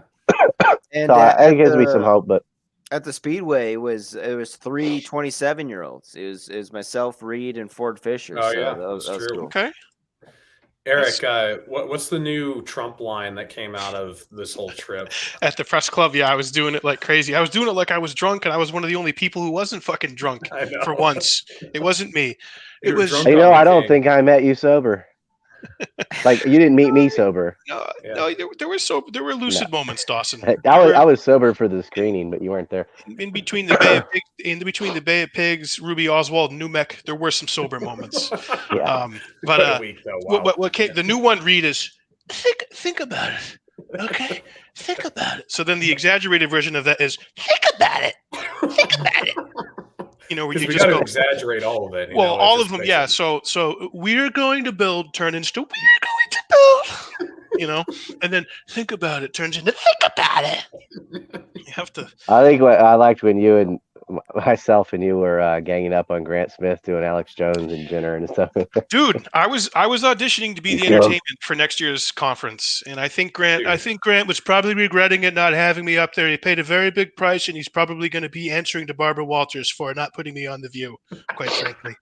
But yeah, Grant, you got to get me in touch with Grant, Dawson. I could taper myself. Well, he's not in charge of the whole thing. It's you can get his vote or whatever, but yeah, no, but I have to say overall, I came out of that, guys, energized, excited, inspired, and just, knowing that what we are doing is actually the right thing, and that we are, on the right path, and that there are more people than we realize that do care about the stuff and want to bring light to it and bring it out there to the people. And, we're not an isolated island. We're not Epstein's Island. Okay. We're actually a continent, if you can believe it or not. Yeah. I got to eat with John Kiriakou and Philip Giraldi.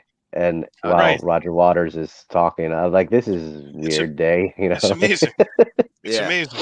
Yeah, Eric, you got some one-on-one time with Roger Waters. That was pretty cool. Yeah, Roger was awesome. Addy got a great video with him, and then after him, I grabbed him. Mostly one-on-one, except for that boomer broad who had to be like, Roger, I love you, or whatever. Yeah, boomer women must be stopped. They do not know how to behave once they leave either Walmart or their house. They just don't know. They don't know how to talk to other people. It's just the weirdest thing. It's like, wow, you've made it this far, and you act that way all the time, and you still have a husband. Oh my God, he must have cheated on you 1,000 times. But yeah, it was Roger Waters was awesome. I mean, talk about courage, man. I mean, he has fuck you money. He has enough money where he's able to do that and be based. But he doesn't letters have to, exactly, Dawson. He doesn't have to be there at that conference with us doing that, man. He doesn't have to do anything. And that's what he's doing in his later years in life. He's been there before too. I mean, he wasn't speaking, but he's come. Yeah, and obviously he supports it, and he puts it out there on whatever platform he has and whatever reach he gets and influence, and that's awesome, man. And we should tip our hat to Roger Waters, and I would just like to see more people with that kind of influence and power and money. Levy. Levy was awesome, man. He was great, but yeah, it was a cool thing, man, and I really enjoyed hanging there with you guys, and I'm glad to introduce this to all y'all. Like these things have been going on for 7 or 8 years, or like skipping the last 2 years because of Corona, but it's been going on for a long time. And you may have noticed, like the entire youth segment there, like that would be anybody under 40, I think, is our crew, right? Some of those other people you met, Marcus and Thomas and Dar and have been coming there with me for years, and we keep expanding. and it would have been bigger this year, but you know, like DJ Cogdell and Ricky and Russian Bot, they call them, couldn't get in because Yeah, they they didn't have weren't a vaccinated like us. Yeah, right. And there are a lot of people that didn't even Kelly didn't come either this year because they're like, well, I don't have vaccine passport. They really shot themselves in the foot by having it at the press club. Like they could have just done it at the Hilton. They shot or themselves whatever. in the foot instead of in the arm so they could go in. No, sorry. Right. Well, they did both, right? One of my favorite moments, Eric, was when Dawson went around when he had his collared shirt and he was just opening it up and showing people his John McCain everything. Still Dead shirt. Well, they brought him up. I'm like, speaking of that asshole, boom. You know, that was Meghan McCain's birthday present from me. Oh, it's phenomenal. Yeah, She opened that up. That's the stuff of legends right there, you know, in this hellscape. But yeah, a lot of great things, and obviously meeting you, Dawson, in person finally was great. And you know, I think everyone was more excited to see the bell. Like there it is, like the Holy Grail. Seeing it was definitely clutch. But yeah, it was a great trip. You know, I'm glad we did it, and you know, looking forward to your documentary coming out, Ryan. That's going to be documentary. Well, there's one laptop was sacrificed. Somebody spilled beer on it. That was Frank's, and then one of my ringlets on one of my flags was destroyed. Where they were hanging it up in the window. Reed had to untangle that fucker. Like there was some damage done, but yeah, the documentary. We were just finishing the visuals on that. I hurried to do it. Y'all know the story. One artist in jail because January 6th. So fucking stupid. And then I don't know. It should be like May or something. It's pretty information rich, but that's kind of my brand, I guess. I don't want to have to make like 6 films. I'm like, just shove it all in this one. And Ryan did spell out the Jeff Epstein JFK connection for the record. Yes, I did. And you know, I was going to ask you about Louis Bloomfield and Timur Rosenbaum and stuff, but I didn't want to make you look dumb. But like that took decades. You don't know about that stuff. I know you don't. And there's nothing wrong with that. But like, it took me a long time to dig through and get all that. I'm like, dude, don't fucking come out with the bullet points, and I haven't even released the film yet. But like, that's the big reveal though. Like the what's the name? Louis Bloomfield, and who's the other one? You're gonna have to wait till the film comes out. No, okay, because I've heard of Bloomfield. I've heard of Bloomfield. Timur Rosenbaum. David, I've talked about Bloomfield before, but the other guy I didn't hear about. Rosenbaum. Well, yeah. Bloomfield, what's with all these Irishmen? Jesus. Yeah, it's all these left-handed Eskimo. Irish. Yeah, they're not Irish. They're about as Irish as Jack Murphy. Yeah. Yeah, but no, from what I saw, Dawson, it's going to be a kick-ass documentary. And I said to Reed, I said, the fucking information in this is actually very dangerous. You know, what's funny is Reed slept through some of it. Addy was late. You weren't there, so nobody here's seen the whole thing. Well, that was done by design. It's called compartmentalization, Ryan. That's right. The left hand don't know what the right hand's doing. It could be whacking off or a thumb up the ass. Okay, that's how you complete black operations. But the big thing that's spelled out in there is this generational organized crime, where you've got these organization and financiers for weapons smuggling and laundering money through charities and white collar crime and all this, and including narcotics, all the rest of that black markets too, to pay for all the operations. But then you also have the aspect of the cover up, and the way you get the cover up isn't usually through bribery, although they do bribe. Like a lot of Latin American dictators and stuff will take the kickbacks because they want the money. But when it comes to American politicians, blackmail is far more effective. It's way easier to blackmail rich people than it is to bribe them. And that's where the Sunborn Institute made this mega group. And the whole purpose was creating cells like Epstein's. His is just one that happened to burst. But there's a lot of these. And Israel's benefited from that from the 40s to now. And it's just one long continuous thread. And the only people looking into it were the Kennedys, and somebody shot both of them. Yeah. And Garrison, and Robert by a Palestinian, allegedly. Right. And Garrison by arresting Clay Shaw. I mean, that's right next to Perm Index, man, if you got Clay Shaw. Yeah, Clay Bertrude. It goes back to the Swiss clique, I call it. Mm-hmm. And, Stone mentioned that on a kind of like in passing in his first JFK film. Well, and, of course, Michael Collins Piper dug into that from Final Judgment. If you watch the new Oliver Stone, man, he goes even deeper into the Israel stuff. I was actually really impressed what he included in it, and I think you will be too, Dawson. Well, I gave James DiEugenio a mouthful. I was at his house. I interviewed him about an hour and a half. And then I was like, well, let me tell you this about Mona. And da, da, da. So if they named it after his book, I'm sure that he passed that on to Oliver. Well, he was very receptive. Like it's just like once you know to look at that, it's like you see it everywhere, right? Yeah. But a lot of people are looking at, they're mad at the CIA because the Bay of Pigs fuck up, which that ain't even what people think it is either. Neither is Iran-Contra. Israel had already been involved in Nicaragua with the Somozas for 2 generations before the U.S. got in there in '79. But the classic thread is that, or the Alex Jones thing, Executive Order 1110 into Fed, blah, blah, blah. That's all crap. All that order did was limit who could issue silver certificates. But if you don't have the Israel angle, you're never going to figure out JFK. Well, it's the foundational. You can't just be like, well, the mob. I'm like, well, what do you mean the mob? Who is the mob? Let's zoom in on this, which part of what mob was doing what and why, and then you'll hear it's like the Carol of the Bells. Yeah, the Tabernacle of Mitt Romney. The Tabernacle. Isn't that from Ukraine too? The bell song. What? Carol of the Bells. I don't know, but the bottom line is that's really good foundational knowledge and a lens to which people need to look at Kennedy and Epstein and the whole deal. And your film connects it all together very brilliantly. So I'm looking forward. Yeah, and on into Vietnam, because that Ted Shackley and then Douglas Valentine and I have been talking. We were gone over that before, but the CIA was buying property in Laos and stuff in the 50s. Okay, when the French were in there. Yeah, and Vietnam, they needed the heroin base to finance their black market. Same with Afghanistan. That's how they paid for all these terrorists in Syria.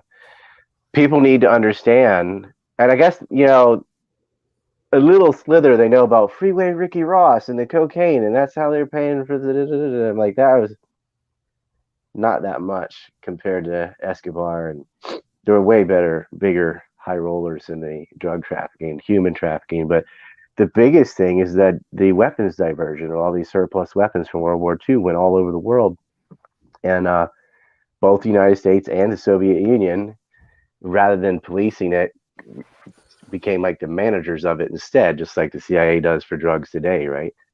And whenever it was politically expedient or went to one of our allies, they looked the other way. Nothing to see here. And so you see this like lower tier arms race, and that's how Israel got a lot of the weapons it needed to create a state on top of a state. And it just that how they did it is, we know what they did, but like how they did it is a missing piece of the puzzle that I wanted to fill in, because these people have names, these companies have names, just like Empire Unmasked. Like you don't just gotta talk about 9/11. Like let's name all these fuckers. Let's go over the OSP that lied us into Iraq. Like it's not like I think any of these people are gonna go to jail. Like a lot of them involved in Numic are dead anyway, but you cannot understand the present without understanding history. Well, and this thread from when Lincoln fucked up the planet to now needs to be understood, because once you know, things aren't confusing anymore. Like, exactly what they're doing in Ukraine. They planned this the whole time. They had a coup d'etat in 2014. You know who the oligarchs are. You know where they came from.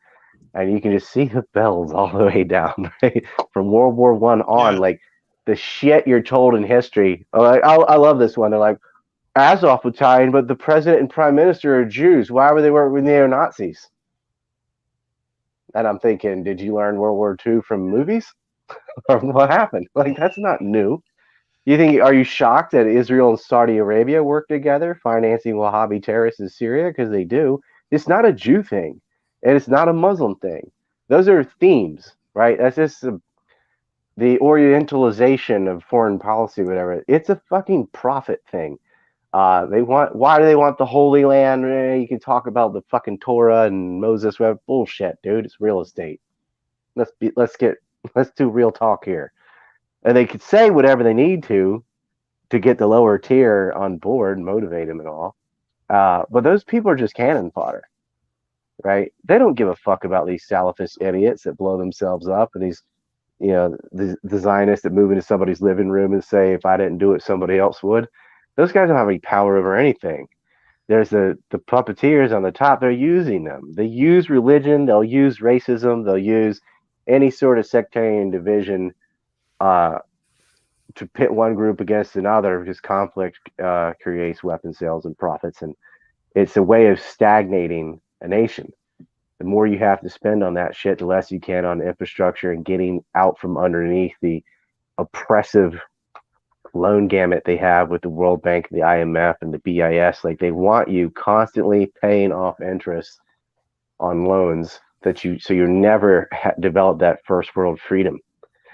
That's if you want to look at like the larger goal and what the reset and all this is.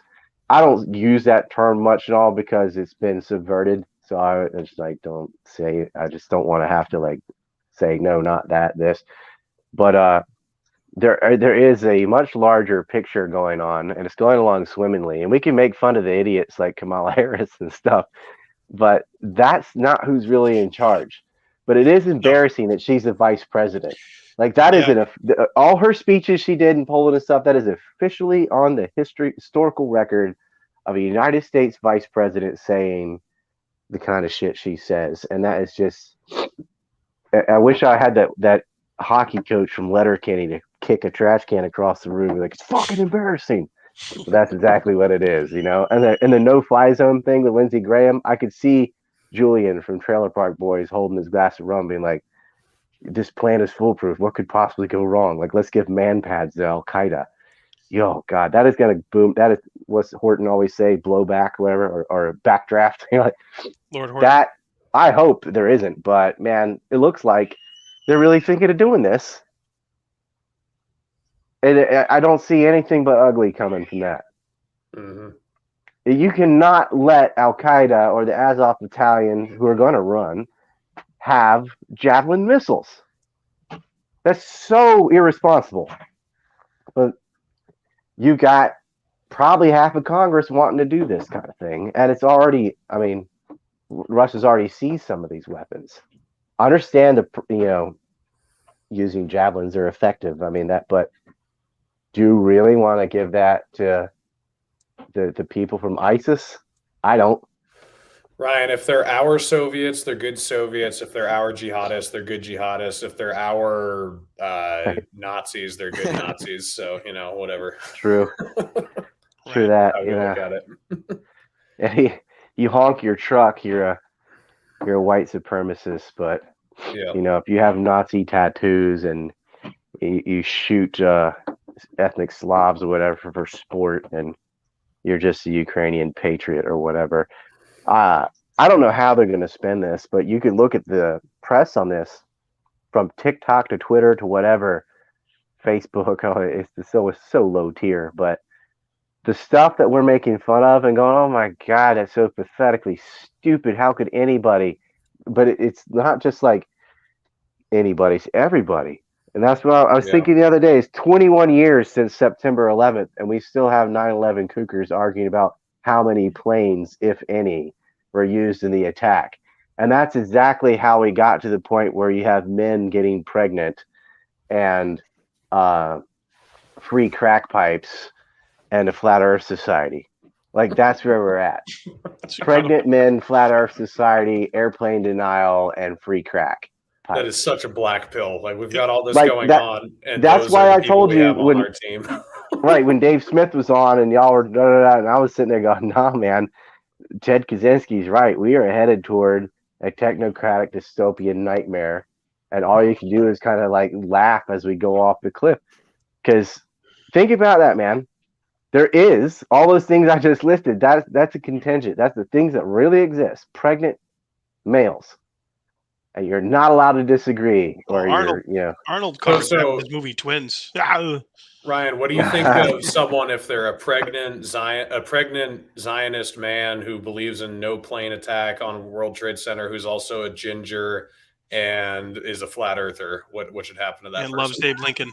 Loves Abe Lincoln. Well, y'all know my thought on Burmis. Oh God. Oh, he's not a ginger, actually. No, at least he's not that. You know. Yeah, I don't know. I mean, that's almost like Rosenbaum almost hit all those check boxes, right?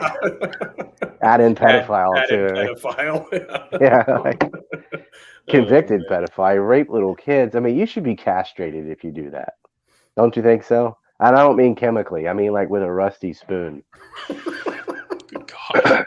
That if you rape little boys or girls, I mean, like 5-year-old kids, I don't know, man. They should Fauci you, like you did to those dogs you tied down, your vocal cords cut, and your face eaten off of flesh-eating flies. Where the fuck is he? Right? He's in witness protection or something. Like he disappeared. Some of the documents coming out about Pfizer. These guys are so screwed. If we had a functional public with two brain cells rubbed together, but we don't. Fauci. Dr. Fauci. Fauci's on Malaysian Airlines. Did gain of function research in Wuhan, and you made a super virus that went around and killed people all over the world. Like this is not a movie. This is real life that happened, and nobody's held accountable.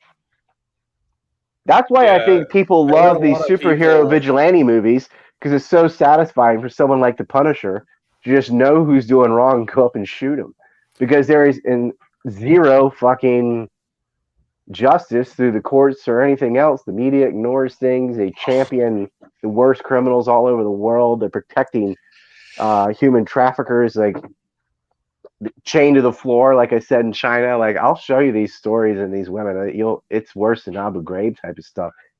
That's what's going on, and nobody knows because they're glued to Twitter and Facebook and stuff and InstaFace or whatever, being like, "Look at the picture of my food," or I'm gonna twerk my butthole in front of you on Vine or whatever, like that. It's so degenerate and fucked up, and like it's just that's the the joke too about Russia. They lost KFC, McDonald's, Coca-Cola, Facebook, Twitter. I mean, they're going to be the most well-adjusted, educated people in the world.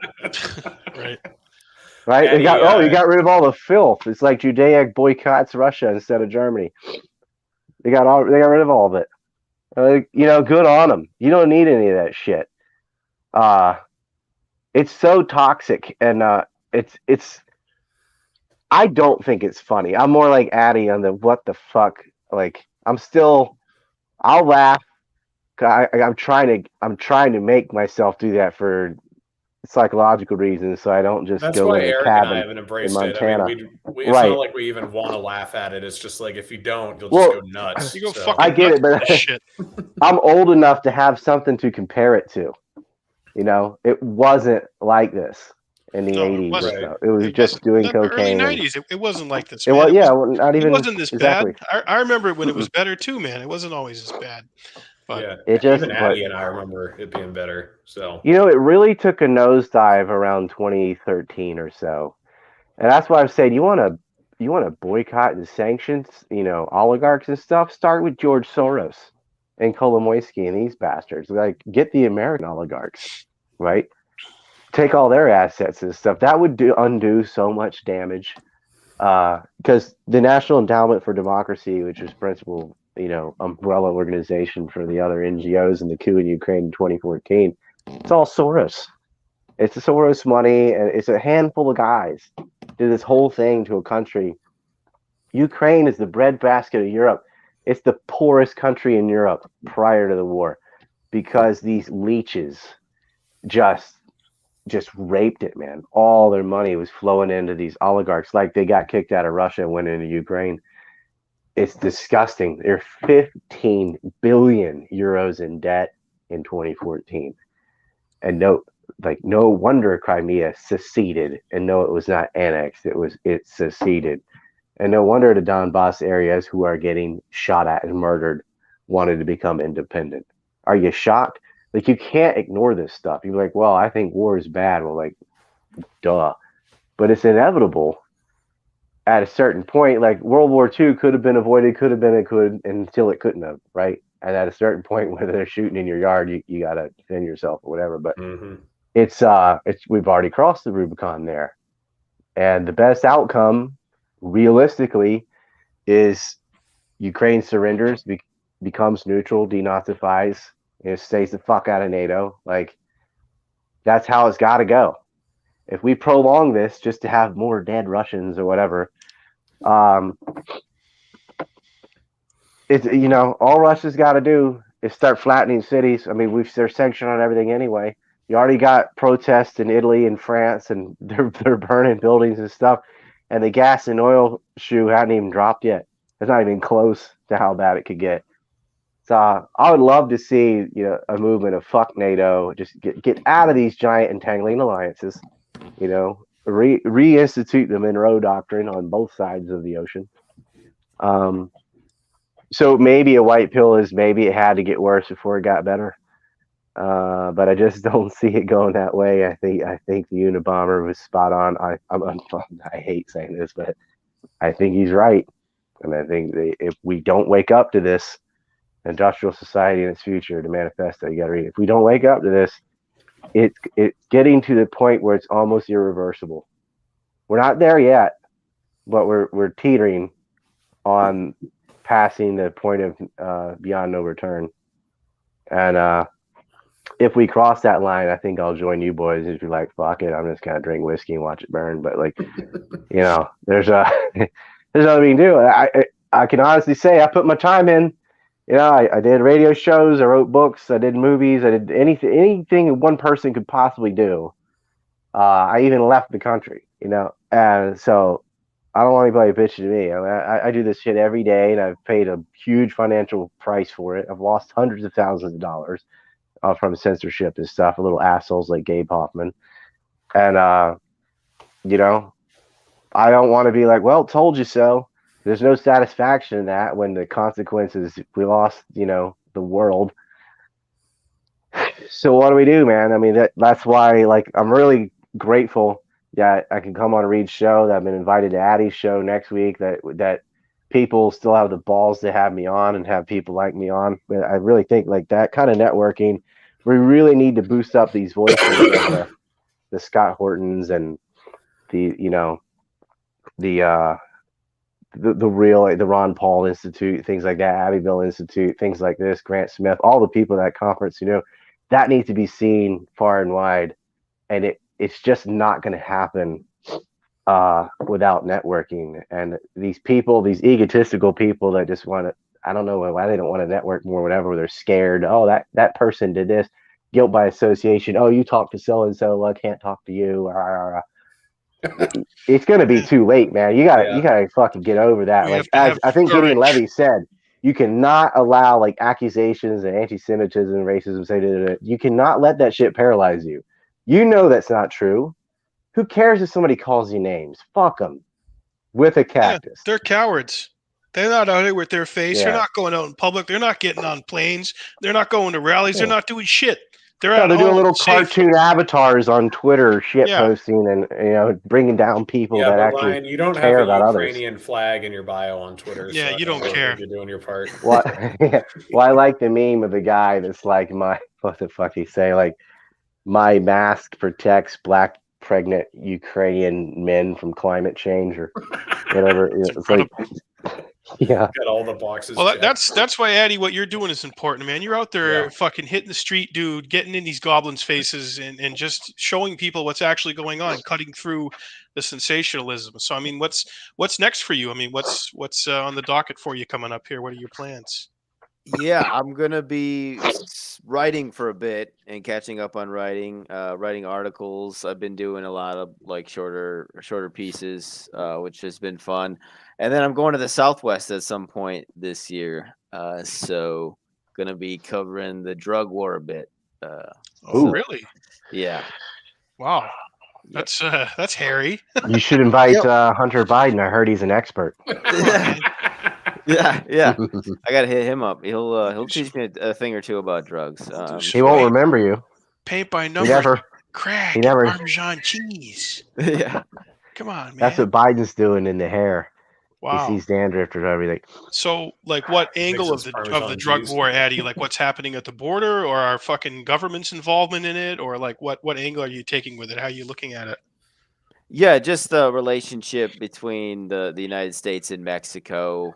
So that theater of the drug war, because there's several throughout the world. Right. So yeah, the CIA's involvement, and even to this day with the Sinaloa cartel and El Mayo. I got a woman you can talk to from Sinaloa here in Japan. Oh wow! Yeah, excellent. Later. Yeah, I got a contact for you. Sure, crazy stuff. Well, yeah, and yeah, Trump. Say what you will about him. I mean, he fucking put a spotlight on that man and how bad it is, and he did it in a certain way, but it got a lot of people looking at it. But of course, now it was the flu world order for 2 years, and now it's Russia. So I think there's still a lot of important work to be done down there, shining a light on it. And you can go deeper than obviously Trump's knowledge of it is. I mean, maybe he knows about the CIA and Barry Seal and all that good stuff and Mina. If he really wanted to attack the Clintons, he should yell about Mina and the fucking cocaine smuggling. I was going to say, Eric, it doesn't take much to go beyond Trump's knowledge of much of anything. I know that's true. I love how you said Wrong. In a certain way, like we need wall. Yeah. See, no wall. We need wall. Okay. Addy, if you don't talk about the wall, you're not really talking about the important stuff. Okay. Chris Christie went down there. He saw the slats. He said the slats were beautiful. He tried to take a bite out of the slat, and I've seen Chris Christie eat his way through a lot of things. Okay.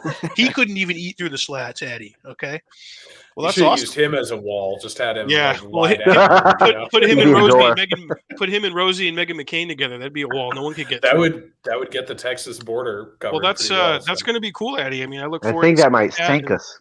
According to Gary Johnson, you can capsize things if you put too much weight on the island. Oh, Gary, what is Aleppo? He's everything. But yeah, that'll be good, man. Some Addy Adds war on drugs coverage. Yes, sir. Man. Yeah. Be careful with that stuff. Yeah, definitely. Yeah, watch your fucking six, man. Yes, that's you might get caught somewhere with some sicarios. You might have to call the body out of the Baja to come rescue you. I hope that doesn't happen. Jesus. Yeah, I hope that. No, I think that would be awesome. To get rescued by Jesse Ventura. Well, of course, yeah. I don't want Addy to have to fucking deal with sicarios and any of that. That would just call the three of us and we'll get there as fast as we can. It might be a week for Ryan. We'll bring John Kiriakou for us. Ric Flair with John Kiriakou. There you go. Yeah, we'll bring Kiriakou. I gotta say, your Ventura impression, I think, is my favorite so far. Oh, thanks, Addy. You honored me with that. I'm very honored by that. So if you're going to be down near the border, the Baja ain't too far. So come on down. We'll have a few cold ones. We'll sit on the beach, and I'll tell you some stories about hunting the predator with Arnold Schwarzenegger. Yes. I've got an impression y'all haven't seen yet, and it's perfect, actually. You want to see? Yeah, let's see it. This is John McCain. So based. That's his Abe Lincoln impression too at Ford's Theater. Nah, he'd be missing his eye. Yeah, it's a little more graphic. Have you seen our John Wilkes Booth stickers on Telegram? I have those. So. Well, if you want to laugh at everything, we've got.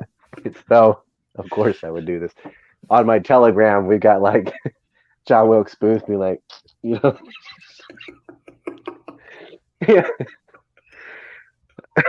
I think I'm understanding the Joker from Batman. I'm starting to lose my mind because everything's so crazy. Like if you're not crazy, Eric, when everyone else is crazy, said? He's starting to understand the Joker from Batman. Yep. Yeah, so that's how you understand Trump. They're the same person. They're the agents. You're not wearing the purple jacket today, Eric. Yeah, it's I wore it a lot on my trip. It's going to go to the dry cleaners. We're going to put it through a laundromat like Trump Tower was for Soviet money, a big old laundromat. We're going to put it right through that. It's going to be beautiful. It's going to come out nice and crisp and clear, almost as clean as Stormy Daniels' butthole, almost, but not quite. but not quite. Tony Solano did own some cleaners, and that I know you were Fats. making a joke. Yeah, The king worked with Fats. Oh yeah, if you wanted to pour concrete in New cash York only City, business. man, you had to work with Fats Tony. He's a very tough guy. Fats Tony, tough guy, very tough guy. Well, Their family still owns some property there in Woodward and Williamsburg, not Virginia, like New York. They murdered a rabbi. This is a long story. I gotta tap out, boys. I'm feeling like shit. Sorry. Yeah, I was gonna say let's kill it. So we're Ryan hitting the can 2-hour go mark. more than 2 I gotta hours. hit. I gotta go listen to one of those very inspiring, intellectual Kamala Harris speeches in Poland again. Amazing. Every word, hanging on every word. Russia's a big country. We have to do what we have been doing because it's the time to do what we will do. I mean, she made Donald Rumsfeld look bright. Yeah, it kind of sums it up. That takes real genius to make Rumsfeld look smart. Mm-hmm. You know, her and Douglas Feith are on their own level. Like Douglas Feith, I have a meter from like dumb to smart. You know, there's like Roger Penrose on one side, Douglas Feith on the other side, but Kamala Harris might be the first negative number. That woman, why the fuck are they sending her places? I just, oh my God, I can't believe this. When Biden's sending the people, they're not sending their best. They're not sending. Remember when she was talking to those kids and she's like, "You'll be able to see the moon." It was incredible. They were all actors. They were crisis actors. It's like she's never talked to a child in her life. Oh. They weren't like 4. Talking to They're Biden, like like talking to a child. Come on, man. Yeah, no kidding. I think you're right. Come on, I Reed. think she probably does talk to Biden like that. She didn't know where she was. She'd never been to Europe. Also true. Well, Eric, close us out with Alex Jones, and then drop your plugs. Well, it's been an honor. I've been a privileged gentleman serving with you. We've had a great time. Addy Adds does amazing work. You know, he covered the Epstein trial. He was down there. He was on the ground. He was interviewing people. He put a camera in those Ghislaine families' faces and got down to some stuff. And we should be all proud of that and check out his work. Check out my stuff, Infowars.com. Save Infowars.com. We've never been more in trouble financially than we are right now. We got the Sandy Hook lawsuits. It's terrible stuff. We got the reptiles suing me. We got Soros suing me. We got the Rothschilds suing me. Everybody's suing me. Infowars.com. But yeah, this is fun. I'm on Twitter at Jackman Radio. I got a Patreon, Jackman Radio. I'm on Instagram at Jackman Radio. And subscribe to my YouTube channel. We're working on building that up. And don't worry, I'm going to get on Odyssey soon. I'm listening, and we're going to get on there. So pay attention because more to come on that. Hey, Ryan, RT has an Odyssey. RT is on Odyssey now, and Odyssey is creating their own Patreon type of platform. And instead of taking 20%, they're going to take 0. Perfect. Yeah. Where are you not banned from, Ryan? Odyssey, Substack, Telegram. Knock on wood. That's it. All right, Addy. I have a Twitter, but you know, every time I announce that, I lose it. So, it's gonna get kamikaze. Don't tell Gabe anyway. Hoffman that. Yeah, exactly. I think it's called the Ghost of Ryan Dawson or Oven Magnet or something. I don't really use it. I used it when Gaza got attacked. I use it with Ukraine, and I'll come back in and leave again. But yeah, there's no reason for me to put effort into this shit because they're just gonna ban me again. But Substack, Ryan Dawson on Substack, Odyssey. Reed has the link, I guess, or will. And I have a BitChute too. Actually, there's another one. BitChute, yep. Ryan Dawson BitChute. That's it. VK, man, that's a dude. VK, like a lot of traffic there all of a sudden because everybody got banned on Facebook and Russia and stuff. They're all on VK now, and dude, it's just more based. All your base belong to us. It's all over the place. Yeah, so get on VK or any of those. You can also follow me on my website, ancreport.com. It's the Anti-Neocon Report. And we've got a lot of interviews going all the way back to 2013 or so on Ukraine that I encourage people to listen to. And some big ones coming next week that I won't announce because Gabe will go running over to him and call me a Jew hater or something. But some big names coming next week to talk about Ukraine. That's all I'll say. All right, Addy, where can people keep up with you?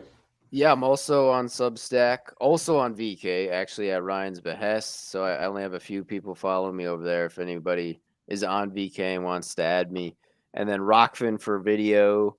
I got my podcasts pretty much anywhere podcasts can be found, and then I'm on Twitter, Telegram, and YouTube. Addy Adds for all of them, as well as Buy Me a Coffee, which I'm sending people now to instead of pay. Oh yeah, I heard about that. Are you on Rumble? I am. I'm not really posting on there anymore because you have to pay for live streaming, and I honestly think I'm getting shadow banned on there. I have one video that has 500,000 views, and all of the videos I post like recently, I just get no view. I think I'm almost positive I'm being shadow banned, so I kind of stopped with Rumble. I wouldn't imagine Rumble's very Israel criticism friendly. I think that's the only thing you can't talk about. You can talk about the virus and shots and stuff on Rumble, but you can't really. If that's the only thing you can't talk about, it's probably not very good for what you talk about very often. Then, right? Well, when you can't talk about that, you can't talk about the Iraq War, the Syrian War, like anything, because it's always them. Mm-hmm. Yeah. So. Yeah. Also, I have a Patreon too. If people want to do the Patreon thing, but I try not to plug that too much. So Buy Me a Coffee sounds better. We're gonna have something soon with Odyssey. You watch, like they're really improving and adding stuff all the time. How do you live stream on there? Do you have to get special permission or? No, it's just a pain. Like you can't hook it directly. You need a nerd. So you can hook it to Restream through Streamlabs. I don't know if people using StreamYard. Good luck. You can do it on StreamYard. It's just kind of tough. Yeah, it's like have you had your haircut? When was your birthday? What's your zodiac sign? Kind of complicated, but with Streamlabs, you just put your Restream codes in there, and you can. What I do is I simulcast to VK and Odyssey at the same time. Oh, VK and Rumble. Can live stream? Oh yeah, and it's actually the best one. Wow. VK is the clearest, the most, they're anti-censorship, all that. The only downfall to VK is there's no shekel chats. But you should go ahead and archive them there in case you get oven somewhere else. And there they are. And it's very easy for people to share your videos on VK, because on Odyssey, unless they have an Odyssey channel, they can't really do it. But with VK, since it's like Facebook, they can send that in messages. They can post it on their wall. They can whatever. So I would recommend getting Restream and streaming to Odyssey VK at the same time, or Odyssey VK and YouTube if you still have a YouTube. Reed, you could do that. And eventually they're going to have their own Patreon type system. There's Subscribestar too, but they all have the same problems. Like even Entropy, they can't send payments directly to the bank anymore. They can only do crypto or PayPal, where almost everybody on Entropy has already been banned on PayPal. So fuck that. But that's my one white pill, is I am seeing these like Odyssey, BitChute, VK, Telegram type things pop up. And like I said, if we fix the media, we fix everything. Like that, I cannot stress enough how crucial that is. Like you can dick around with politicians and stuff all day. It won't matter until we fix the press. And that's why they banned RT on everything. They banned them on Google. They banned them on YouTube. They're banning them on Facebook and so on. They banned Sputnik. They don't want you to have any alternative voices. They know how important it is. They banned them on Telegram. Now, Telegram didn't do that. Like the countries did that. Yeah. But Japan is not one of them. So I'm able to still get the feed. It's annoying and cut and paste it and get, the info to other people. But they're now on Odyssey. So that gives Odyssey some legitimacy, and it also gives them a lot of Russian users and probably some money. So I think that's the flagship of the future is Odyssey. Like start building that shit up, because once they have something like Patreon, things are going to take off. Because like that film I was making, if I just had money, which I could have financed that film in 2 or 3 days if I still had a YouTube, but it takes months without a YouTube to do the same thing. Man, people can be popping out content, and that's just going to be the place where people go. They're like, fuck YouTube, they censor everything. Fuck Google and DuckDuckGo, they say they censor everything. I'm going to Odyssey because they don't. That's You can put your shit lib stuff on there. They won't censor that either. But anytime there's an even playing field, they don't have an argument. Like they can't. You can't argue for 72 genders or any of the weird dumb shit they have, or solar power, or all these fantasies. Like it doesn't work against facts. All they have is the ability to not let you speak. So that's what we have to fix. And I'm shilling for Odyssey right now, but I'm like really proud of them. Even though BitChute's older and everything, they never got live. They just sort of got complacent with what they had and whatever. Odyssey's where it's at. And so speaking of shilling for Jackman, Odyssey, on Monday I'm having Jeremy Kaufman, which is tomorrow. I'm having Jeremy Kaufman back on the show, who is the CEO of Library and the creator of Odyssey. And he's also running for U.S. Senate in New Hampshire. Damn. So he'll be on the show tomorrow, and we need to get him on the Four Horsemen eventually. He'd be a great guest. So hey, let him know I was on Library like the day they started. Yep. Let him know. He told me he was going to give me an interview almost 2 years ago. So if you could tell him I said hello, that'd be cool too. Oh yeah, just message him on Twitter. Send your allohas, Addy. Addy, thanks for coming on, man. Of course. No, I'll hit him up again. I know he was busy, and then he blew up, and he was on Rogan, wasn't he, or something? No, he was on Tim Pool. But that was it. Yeah. Okay. But thanks for having me on, guys. Pretty based. It's a great show. Yeah. Tell him to tell Tim Pool it was fun that he needs an intervention on the Civil War. That's a whole other can of worms right there. I don't think he's the messenger to get that there. Infowars.com. DawsonWars.com, civilwars.com. And all right, guys, let's have a season 2 of the Four Horsemen just as successful as the first. It's been unbelievably insane. I've loved it. We'll have more guests coming on. We got plenty more we can line up from lots of base we have. But stay tuned, everybody. If you're not subscribed to the channel, please do so. Also, follow me on Odyssey. That's in the description. And then everywhere that's listed. All right, guys. Think about it.